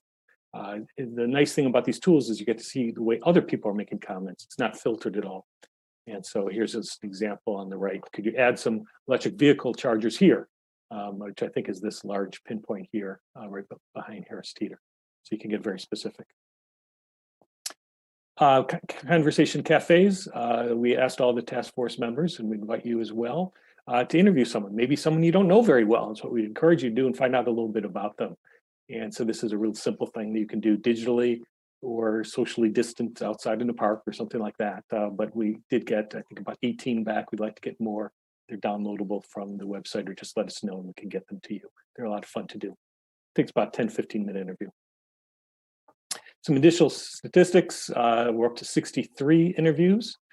We've had 4 task force meetings, near 100% attendance of the 27 members, about 150 attendees at the community meeting, virtually all of which stayed the full 2 hours. You hear kids in the background, see pets, the whole thing. There's an outdoor banner up, which is great to keep people informed. And just, I think you were all at the community workshop. It was really high energy. The video that you guys taped was fantastic. It had the feeling of Carrboro, and I think we got a lot of comments back that it felt very much like Carrboro. Here's just a screenshot from the meeting of people participating. And just some of the results. We had the phone poll during the meeting, and on the left, these are one of these wordles where the size of the word depends on how many times it was typed in on people's computers or phones. And community, not surprising, was the number 1, but friendly people, intentionality, neighbors, vibrant, public transit, walkable, quirky, the people, socialism, casual, on and on. So we actually use these words when we're drafting elements of the documents, the vision statements and goals. We try to use the words from the community. In terms of what are Carrboro's greatest challenges, they all scored high. The highest for this group of people was affordable housing and promoting diverse community, but supporting local businesses and climate change scored high as well. And we've seen that across the board. A lot of times people vote on things they know less about, we're finding. They might have been very involved in climate change, so they want to find out more about economic sustainability, for example. So that's an interesting finding we're having. Like I mentioned, there's an upcoming Facebook Live event with El Centro, 6 p.m. on March 4th. And we're really looking forward to that. And the reason why LDSR came up with this format is that not everyone has good internet, right? And this is something you can do on your phone. You don't need, Facebook Live is a very common event. They do these pretty frequently. There'll be a Facebook ad targeted to all Spanish speakers in Carrboro. That tends to include employees as well. So we're really looking forward to that. And Mayor Lavelle and Councilmember Fouché are going to participate as listeners during the event. So there's that direct communication back to the town council from local residents. Oh, just one note on that. The event will be in Spanish on Facebook Live, but if anyone would like to attend, that is possible, and we can allow you into the webinar. You won't be able to participate. You'll be able to listen just like everyone else on Facebook, but that will be in English. So the main broadcast will be in Spanish, but if anyone wants to attend in English, just let Trish know, and we'll make sure to make the arrangements that you'll be able to listen to the event in English. So racial and social equity is a cross-cutting theme across all issue areas. And so rather than make it a separate chapter of the plan, I think the agreement of the task force is they really wanted to embed it and have goals throughout every issue of the plan that advance racial and social equity. In terms of climate resilience, it's really following through on the climate action plan and bringing that up to date in terms of additional municipal policies that can be supportive of your 80% goal in reduction of greenhouse gas emissions per capita. Updating infrastructure and existing development. So it's not just new development, but how do we upgrade existing areas as well, like you were just talking about in terms of the canopy. And as I mentioned, reducing greenhouse gas emissions through a number of efforts. In terms of transportation and equity-focused transportation initiatives and outreach, really, what are the criteria being used to develop your capital expenditures? You actually have a very detailed and well thought out capital budget from what we've looked through in terms of you have clear goals up front and all the projects are related to those goals. So how do we advance that even more? In fact, our next task force meeting is going to focus on that issue among others. The connected biking and walking system, as we know, sidewalks are really needed. There's lack of connectivity and it's very expensive to do that. But again, looking at your capital plan, you're already prioritizing those sidewalk connections, South Greensboro and other locations. Public transit system that encourages non-auto travel. And we've had open, frank conversations about how do you balance parking? How do you encourage alternative, but still make parking available? These are complex issues with balances and choices that need to be made. So that's why we spend several meetings on these topics so people have a chance to engage in the conversation and look at alternative ways of doing things. What water, there's all different types of water. In this case, looking at water supply, we're looking at green infrastructure and stormwater management, and also looking at partnering with OWASA in terms of could they explore income-based pricing? Is that possible in North Carolina? Would advocacy need to take place with other municipalities to make that possible? So really trying to push the envelope in terms of how does Carrboro continue to be a leader on sustainability and climate resilience, and looking at all aspects of the water cycle. Green infrastructure is critical. You've made some progress in that. You've had a recent bike plan that explores greenways and parkways. How do you do that in a way that advances both transportation and the natural environment? Green stormwater infrastructure, really rolling that out through existing areas. It's already very much a part of the ordinance in terms of new development, but even expanding that further, and continue to protect the treasured natural areas that you have in town and around town. And it's interesting because the largest amounts of open space are not owned by the town. There's the University of North Carolina, for example, University Lake, in Carolina North Forest. So it's really partnering with other entities to be able to protect those natural resources into the future. We've been working with Economic Sustainability Department and working with the committee at the same time to really go through some certain themes. So these themes have been discussed in a couple different locations and meetings, but really about making Carrboro a more inclusive economy, more place-based, resilient, and walkable. Grow the arts and entertainment industries. That arts is a huge part of Carrboro. That's an economic development engine. Green industries, same thing. There's a lot of potential in Carrboro to attract the types of people who want to live and work in Carrboro. Reduce the friction and barriers to redevelopment. So this is a significant issue that we have in the community in terms of really promoting very forward-looking policies, but at the same time, we've heard from developers saying the process is so time-consuming that they may not even start up the process because they don't have the time or resources, and that's particularly hard for smaller developers. Encourage business startups. More racial equity in business growth and startups. One number that really the task force has been focused on is about 50% of your retail spending leaves the community every year to shop elsewhere. And that's typically getting in your car and driving about 20 minutes away, and then particularly north and east. And so is there a way to capture more of those dollars in the community? Is there a way to attract more BIPOC businesses to be able to take advantage of that spend? So you have the income, but that income is leaving to go shop other places. Affordable housing is a really key issue. And let me explain the table at the bottom there in terms of housing cost burden.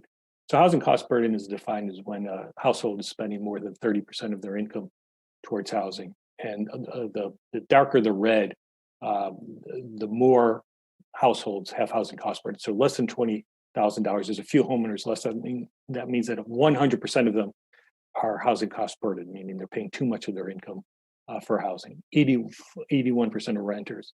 When you look at the $20,000 to $35,000 household income level, 81% of homeowners, 94% of renters. So there just aren't enough housing units based on the households that already live here to be able to afford, and so forth. I'm not going to read all the numbers, but you can see there's pretty high cost burden.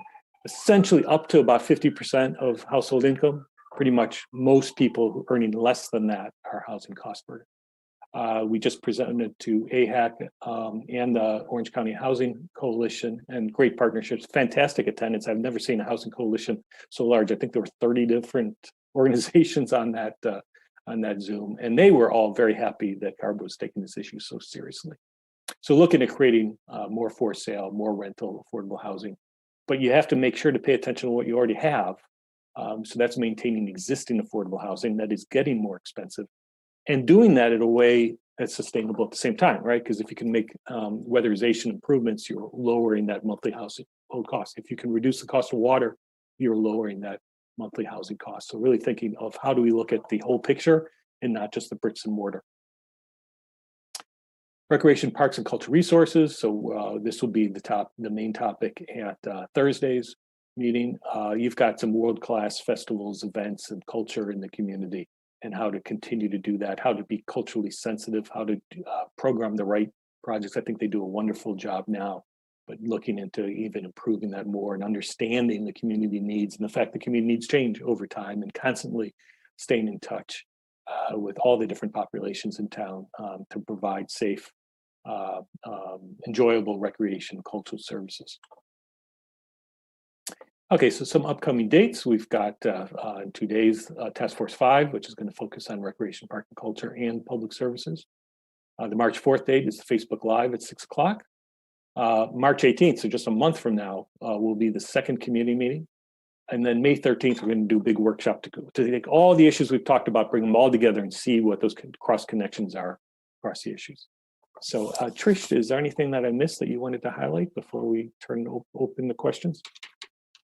I don't think so, Scott. I think you really touched on what's been happening, and it's been great, as Scott said, great participation, a wonderful task force we have to work with, and so we're, keep on keeping on here. Let us know what you think and what you need to know from us.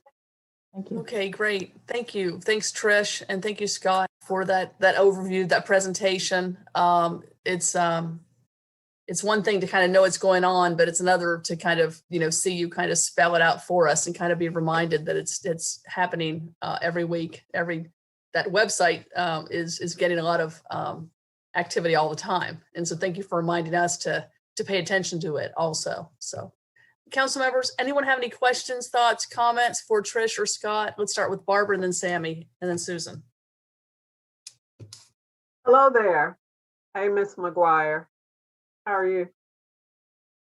Good? Good, thank you very much. And hey, again, Scott, it's good to see you again, and just appreciating all the work around this process. It's pretty amazing. And my question is about engagement. So I just wanted to know what either one of you or both think about the level of engagement thus far.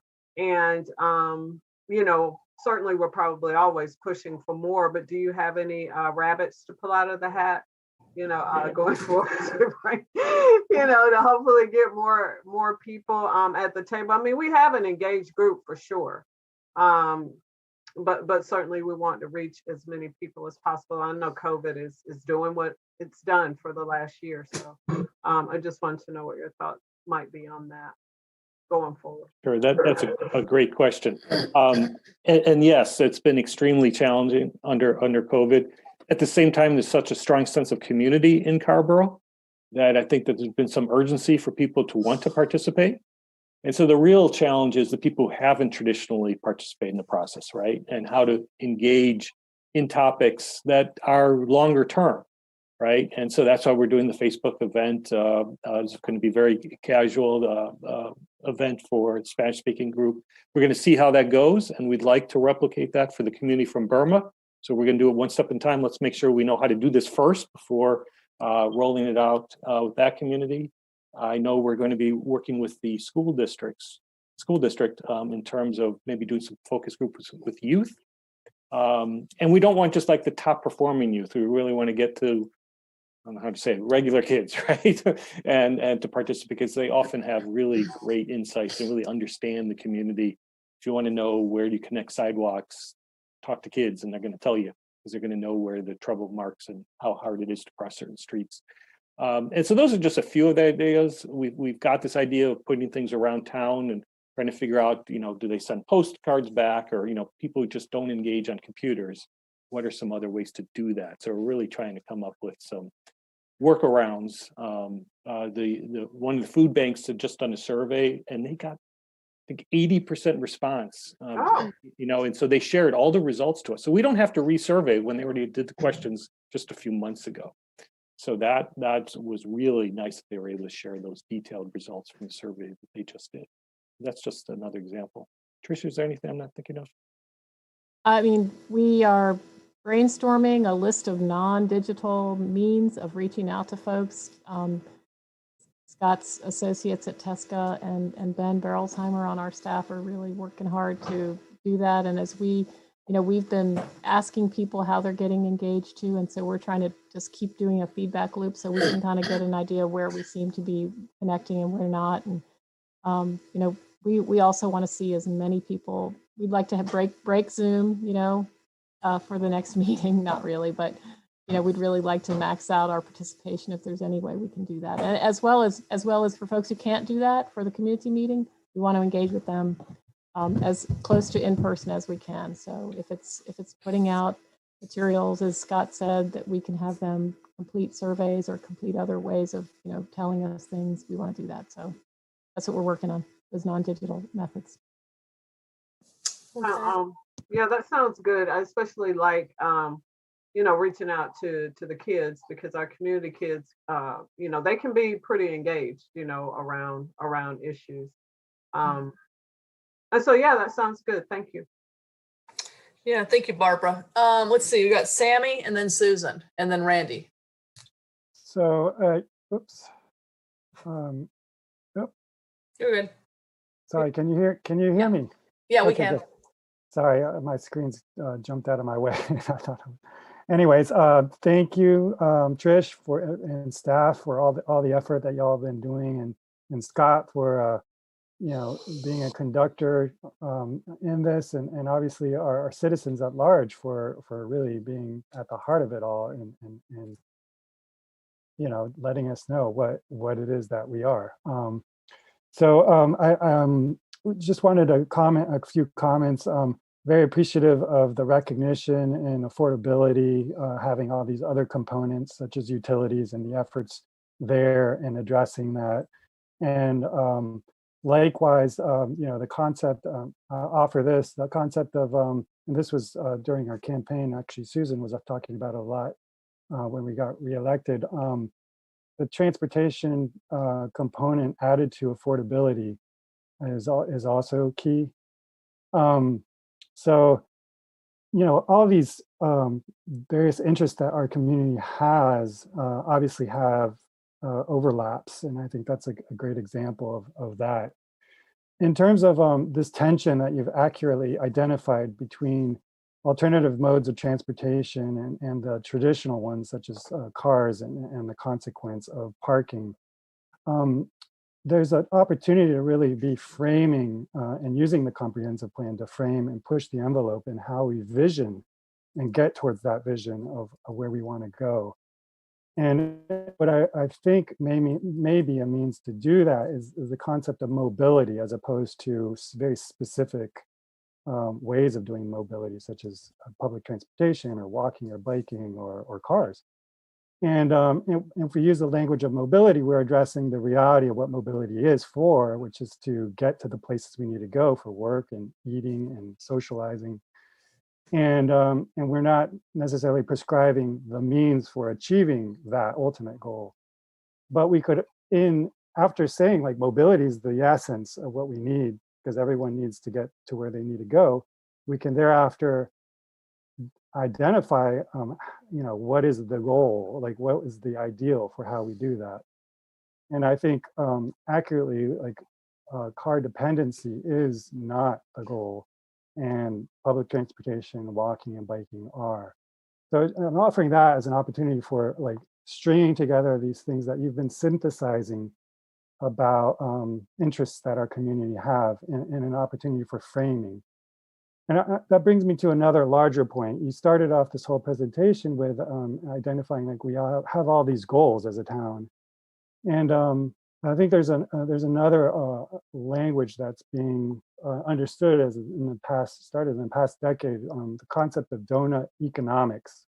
I don't know if that's something that y'all have come across, but a resident recently shared that concept with me, and it's really elegant in that it captures the ecological ceiling that we're all within, and then the social foundation that is kind of the floor, and there's a sweet spot between those two that we want to live within. And if we go too far above, we overshoot ecologically, and if we are too far within, we're shortfalling on the social. And so I think that kind of broad scope picture can really serve to, bring all these moving pieces into a more like coherent way of thinking, and how these tensions exist, but they're not negative tensions necessarily. They're positive, and that's a lot of these are symbiotic. They feed from each other. So I just offer that and encourage you to look into it and maybe even field it to our community to see what kind of response it could have and for the potential of including it within our comprehensive plan as kind of this larger map of what we want to do. Thank you. Thank you, Sammy, for those comments. Susan and then Randy. Good evening, Trish and Scott. Thank you so much for all of your work on this comprehensive planning. It's a real gift to the community. I have a couple questions. First question is, we've had this one big, I think it was called the community workshop, and then 4 task force meetings since then. And I'm just curious if anything stands out as a surprise. You have some, ideas about Carrboro heading into all of this, and comments, anything especially stand out as I just wouldn't have expected that.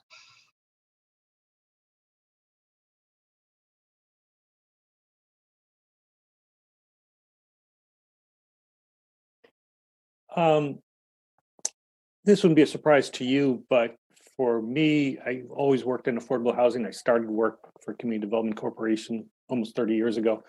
I have never seen a community so much in support of affordable housing and willing to roll up their sleeves to figure out how it's going to work. So I knew that going in, but it's been so consistent that it is a very welcoming feeling, I have to say, because in most of the communities I work in, unfortunately, well, first of all, in some communities, you can't even say the term affordable housing. Other communities, they might say it, but not really mean it.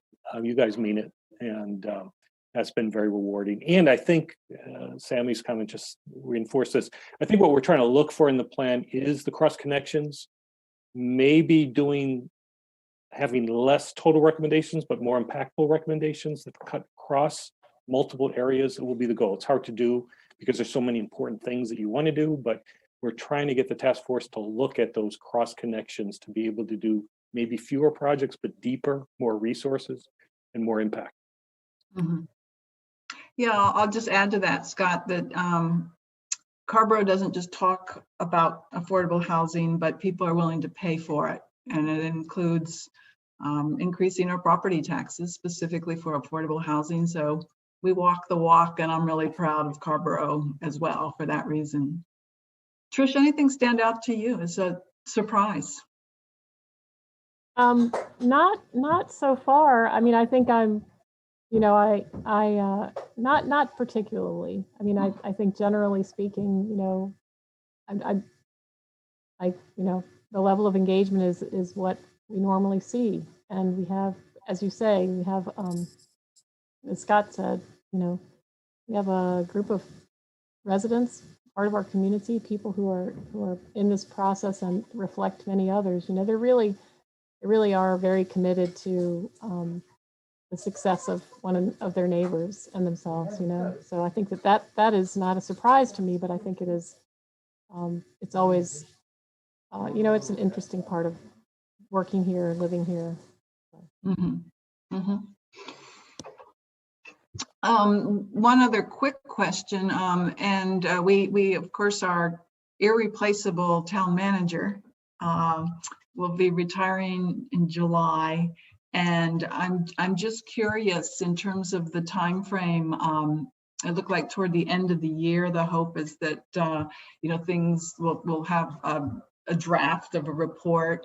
Now knowing that David will be retiring, does that impact the schedule, knowing that the town, the successor will certainly be needing some time to get up to speed in the job? I do think that's something that we need to see how that schedule rolls out, and be realistic about what is needed there, so that there is a good understanding. Really some participation perhaps as well, in this process and reviewing what comes out of it. So I think that does a little bit remain to be seen as I haven't yet seen the exact schedule, but I'm still just in shock So, no. So anyway. Okay. But I think we understand that there's a period of transition for us, and that we need to be, realistic about that and do what we can. Good comment, Susan. That's something we'll be taking into account, I'm sure, when we're setting up our advertisements and requirements and so forth. Okay, let's see, Randy. Hi. Well, thank you, Trish and team, and Scott and team. The presentation is very impressive. The website is it's really tremendous. This is a huge undertaking, and each time I go back and I look at the website, I realize how many layers of complexity are going to need to come together. I did want to point out, as Susan was saying, I was looking at page, I don't know, but what is it, page 2 on the timeline. And, I see there's at least 3, possibly 4 wrinkles that may impact the timeline. I would like us to be, I'd like us to be realistic. Not so much maybe for you all that are behind the scenes and moving things in a linear way, but in terms of the expectation of community to see that this is going to be done by next winter. When I ballparked this out and I laid it out on timeline that made sense based on my experience with the planning board and being on council, it was more like June of 2022. And in other words, another 4 to 6 months. And I'm going to tell you why. In addition to what Susan underscored with having a transition in management, and we actually don't know when, in fact, a new full-time manager will come on board. We still have COVID, and COVID limits the engagement process. I think you've done a spectacular job with the limitations of virtual. I do see there's some opportunities that as things unfold, you're going to find more and more ways to navigate into community. So for example, I'm wondering if you've sent folks to talk with community folks who are at Baldwin Park or Anderson Park or Hargraves or Martin Luther King Park, because these parks right now there's a lot of people out in the parks. I would also send people out on the trails because people are out on the trails and you want to know who's using the trails for real and how are they using it and how did they envision it. I'd also have folks at the supermarkets. I can't believe how many people with their masks on, and it's been great, are in and out of supermarkets. Harris Teeter, Food Lion, Weaver Street, and just being able to hand out either little cards so that folks know they can go to the website, or just, something that they can fill out and hand back or stuff into a box. I just think this is the kind of community, and we've highlighted that Sammy kept pushing kiosks, but that's really important because a lot of people are in a walkable mindset and a pedestrian mindset around our community. So we need to engage that way. So that's one thing. I do think by visiting the parks, you may be able to get the student and the young people's, the youth, their input. So I'm going to throw that out. About the affordability and the mobility. And Sammy's right. The mobility, we had a mobility report card. I know it came out of your department, Trish, so I know you know all about it. And I do think that that's the way we need to look at things in terms of how are people moving and what is their need. While I agree with, all of the interests in expanding the non-use vehicles. I know that the use of vehicles by people of a certain age or certain differently abled situations is going to be a number that's probably going to stay consistent.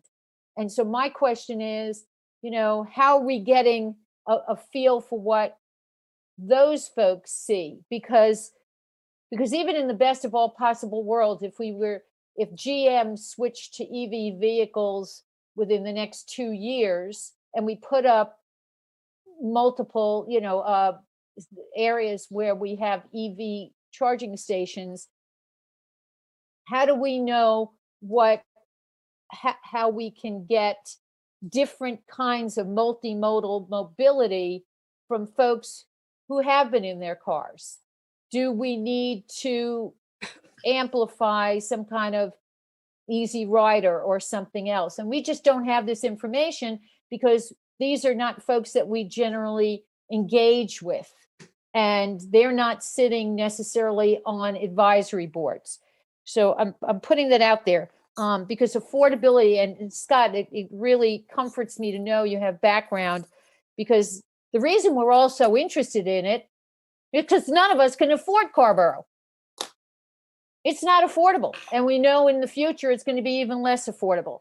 So the big issue is, how are we going to be able to continue to stay in Carrboro, as we move into fixed income ages, or if we don't even, if we're below the average mean income, how do we even get into Carrboro? Your data on the renters and the homeowners flabbergasted me. Those are not good numbers for a community that's looking to expand affordable housing downtown, because we all know that most of the housing, with the exception of a very small percentage downtown, is not affordable and is getting worse. So how do we have that conversation, and how do we move beyond that conversation? What's some of the things that people in the community feel? And I agree with Susan, they may be willing to be, we all may be willing to be taxed, but beyond collecting that pot of money, what really has to happen so that there is a fair number of affordable units that are always going to be built? The number it's paltry. So anyway, the cross connections, I'm really glad you raised that in your response to Susan. I just want to, this is just a last thing that I really want to pick up on, which is I would like to see the comprehensive plan task force, some people on that task force, focus on the LUO, the land use ordinance, because I would like to see that plan, that it be aligned so that there's actionable items at the end of this endeavor with the task force, so they can actually say, these are some places where the land use ordinance works well and aligns and makes sense. Here's some places that have not been recognized as actionable and can be, or here's the gaps and here's how we can address them. And I don't know that the that the comprehensive plan, the overarching components, includes a space just to address the land use ordinance. All right. Thank you. Thanks, Randy. Thank you for your comments, and thanks to everyone else for their comments. Jackie. Yeah. Thank you. I'd like to thank everybody for your work in this and for everybody's comments. Although I've been here most of my life, I'm still always amazed and proud and at the number of people in Carrboro who show up. When we all come out of our caves a couple months or longer from now, all the data that I'm seeing is telling me that our world's going to be really different. We're seeing already less demand for retail space, and developers a little bit less reluctant to build retail space. We're seeing, and we are seeing this now in our community, the digital nomads, people who are leaving Manhattan and San Francisco and Chicago and moving to places like Carrboro or Hillsborough or Mebane for quality of life, but their jobs come with them. You know, that's not just a myth, that's already happening. We're hearing it both from the employer side and from the real estate side. I think so many things are going to have changed that we don't know about. It's also highlighting for us the divide between the haves and the have-nots and the disappearance of the middle class. All that by way of saying, in the conversations that are happening with the task force, is this coming up? Are people looking at how the pandemic has changed our economy, changed the way of life, and what it'll be like when we come out of our caves? If not, it should be. No, it is coming up. I mean, the other, I think this was just mentioned, you know, open space and parks are now kind of treasured even more than before. And that likely not going to go away. Outdoor seating is likely not going to go away. Retail is much harder to predict. In many ways, this is kind of reinforcing trends that were already taking place.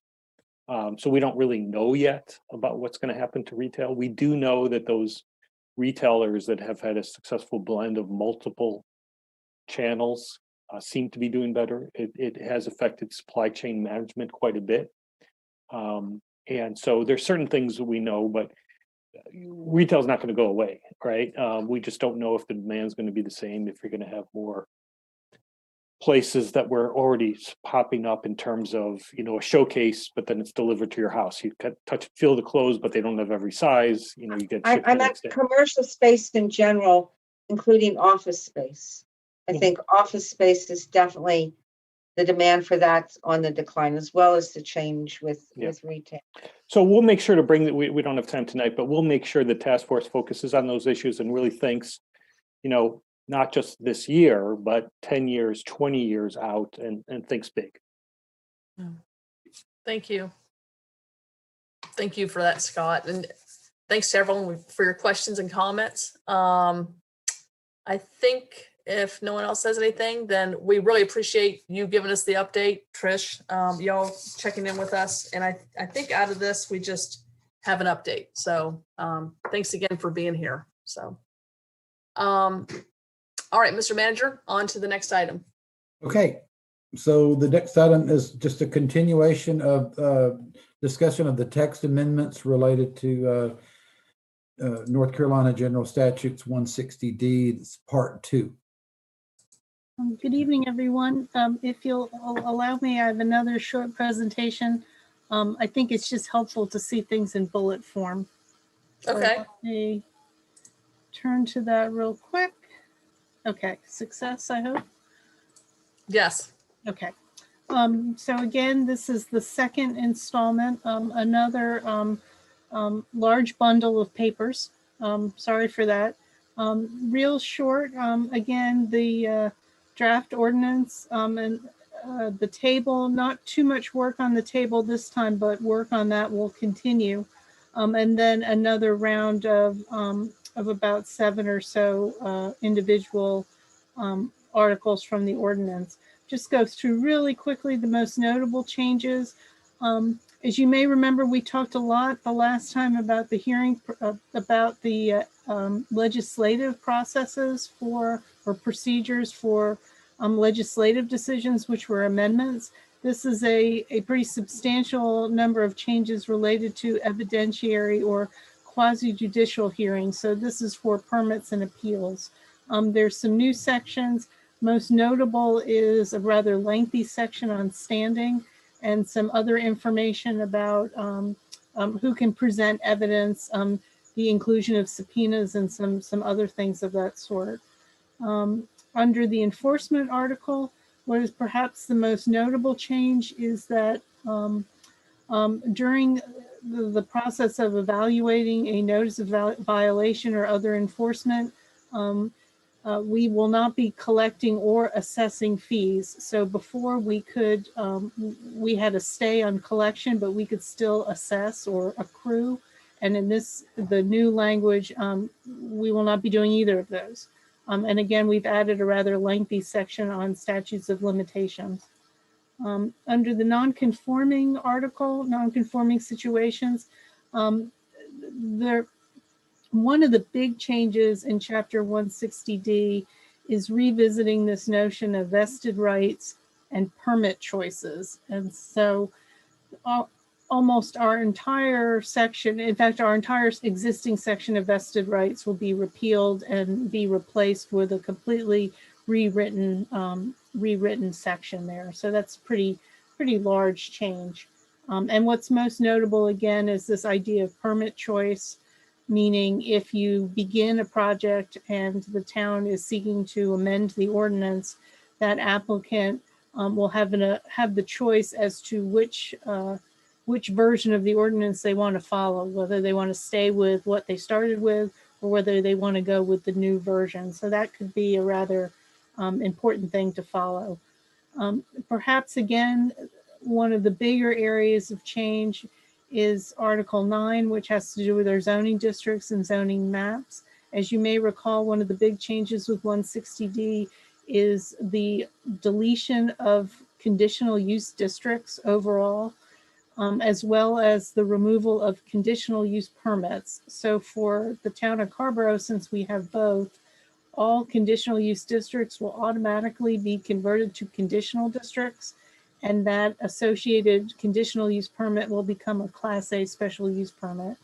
So how that particularly affects Carrboro is that the existing OACU district, we're just going to get rid of that. I've checked the zoning map with Marty, and we don't believe that there are any of those, so we will just delete that from the ordinance as an option. We do have an existing M3 conditional use district. That's the South Green project. So that will become modified and folded under the conditional district section. This also affects the VMU, the village mixed use, which is set up as a conditional use district where the master plan is optional. We will turn that into a conditional district, and that optional master plan will become that required illustrative site plan, which becomes a condition. So that affects the next three articles. In terms of the permissible use article, that's again mainly just changing letters, changing conditional use permit to Class A, special use to Class B. The table of permissible uses will be revised with new letters. And then under the supplementary use regulations, again, changing terms. There's a couple of tweaks that we'll have to do to the VMU district as part of this becoming a conditional district. And we'll also be taking a fresh look at the architectural standards for subdivisions. Local governments have very limited ability to regulate appearance outside of historic districts. So we'll see if we can reframe that as just kind of a recommended guideline, or if that needs to, something more substantial needs to happen with that. The architectural standards associated with the VMUs are set up more as a condition as part of that process. So I think that we can probably keep those. We'll just kind of be refining those if a new VMU application was to come forward. And again, density and dimensional regulations, that's just really just updating terms. So that's pretty much it. Again, everything is still in draft form. We're continuing to make some corrections as we go. I'm kind of working on a draft and sending it on to the town attorney to review. And again, we're looking at just meeting the requirements. There'll likely be some more substantial reorganization after the comprehensive plan. I do want to follow up with one comment I think maybe came from Mayor Lavelle the last time. It is becoming a little awkward in certain situations, this changing the term Class A, Class B, because the way the ordinance is set up now, the sequence is almost always zoning permit, special use permit, conditional use permit. So switching that becomes zoning class B, class A, which is a little bit awkward. And what we're discovering is that it's to change that at this point is requiring reorganizing an entire paragraph. So there may just be some awkwardness during this temporary year or two until we complete the comprehensive plan, but we're aware of that and we'll do our best to kind of massage things as we move forward. And I think kind of the best news is that we have probably covered the two most substantive chunks. Most of the other changes will be things like gender neutral, changing the council name and the change to the permit types. But I think the more, if forgive my term, the more meaty changes, I think we will have accomplished with these first two bundles. So I'll stop there. Thank you. Okay, great. Tina, thank you. And thanks for that understanding about I get it about the A and the B. That makes sense. I'm trying to make it so I can see everyone. Sorry. There we go.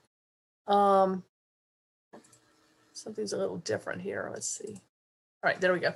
All I can say is bless your heart for everything you're doing with these changes. I don't know how everyone else feels. Oh my God. Because you're essentially incorporating in these requirements under 160D and having to rearrange and kind of make sure it's consistent and keeping our things in place. And I appreciate certainly your details each time that you're giving us on this. Anyone have any quick comments? We have a closed session afterward, don't forget. Sammy, then Randy. Yes, thank you, Tina. This is a very tedious looking effort, to say the least. And also Kathy, because there's a lot of work that you've been putting into it too, with the language changes. My understanding is that there are some items in here that are optional, for example, that and some are really like questions for this council to answer.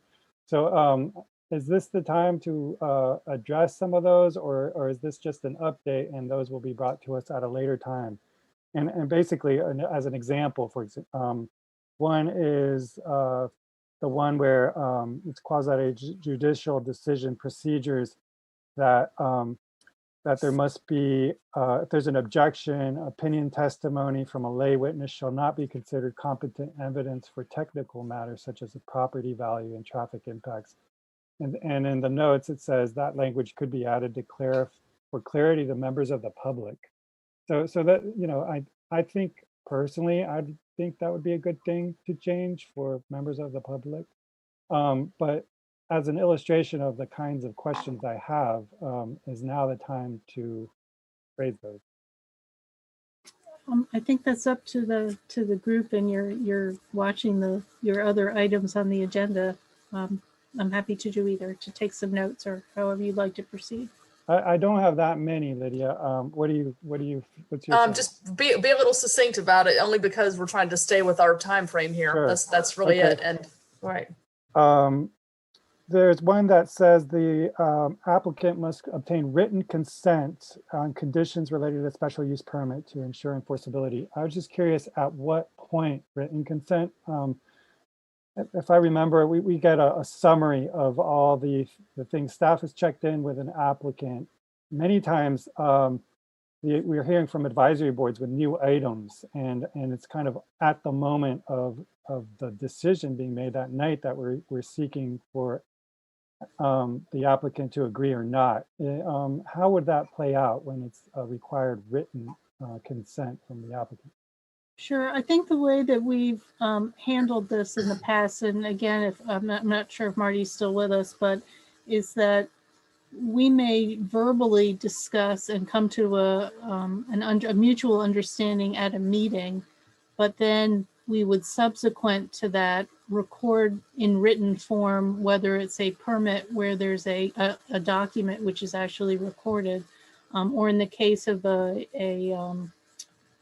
conditional district rezoning, we will now have to make sure that there is a written document that the applicant actually signs on to. So to a certain extent, I think we're already doing that for permits, but it's really it's really just an extra step to make sure that we are clear of what we are both agreeing to. Okay, great, thank you. There's another one where neighborhood meetings for zoning map amendments may be required of an applicant to notify neighbors. And that's been a discussion the council has had in the past, as you correctly identify there. And it seems like you're acknowledging that's an interest that we have, that would be the kind of the way we would want it to be. That's another optional one. Okay, great.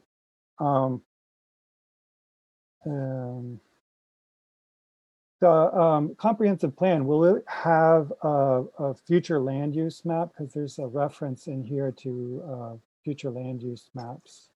Yeah, I've spoken to Trish on that. That is a standard part of a comprehensive plan. So I believe we would anticipate that the plan would have that, yes. Okay, great. Those are all my questions. Thank you. Great. Thank you, Sammy. Randy. Yeah, just real quick. Tina, thank you for the great summarization.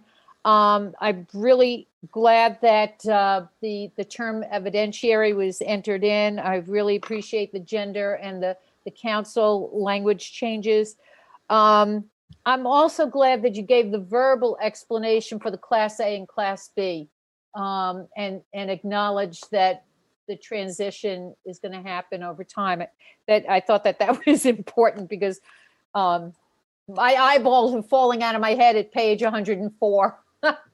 So just kudos to you. It is, as Sammy says, it's tedious, it's heavily detailed, but you're striving for consistency, and I want you to know how much it's appreciated. So thank you. Totally. I totally agree, Randy. Thank you.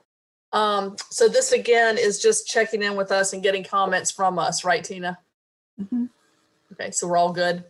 Okay. All right, thank you very much. Okay, council members, if we could have a motion to go into closed session. So moved. Motion by Sammy, second by Barbara. All in favor, say aye. Randy? Sammy? Aye. Me, aye. Jackie? Aye. Barbara? Aye. Susan? Aye. Right. So we'll wait here a minute until everyone gets out of the attendee.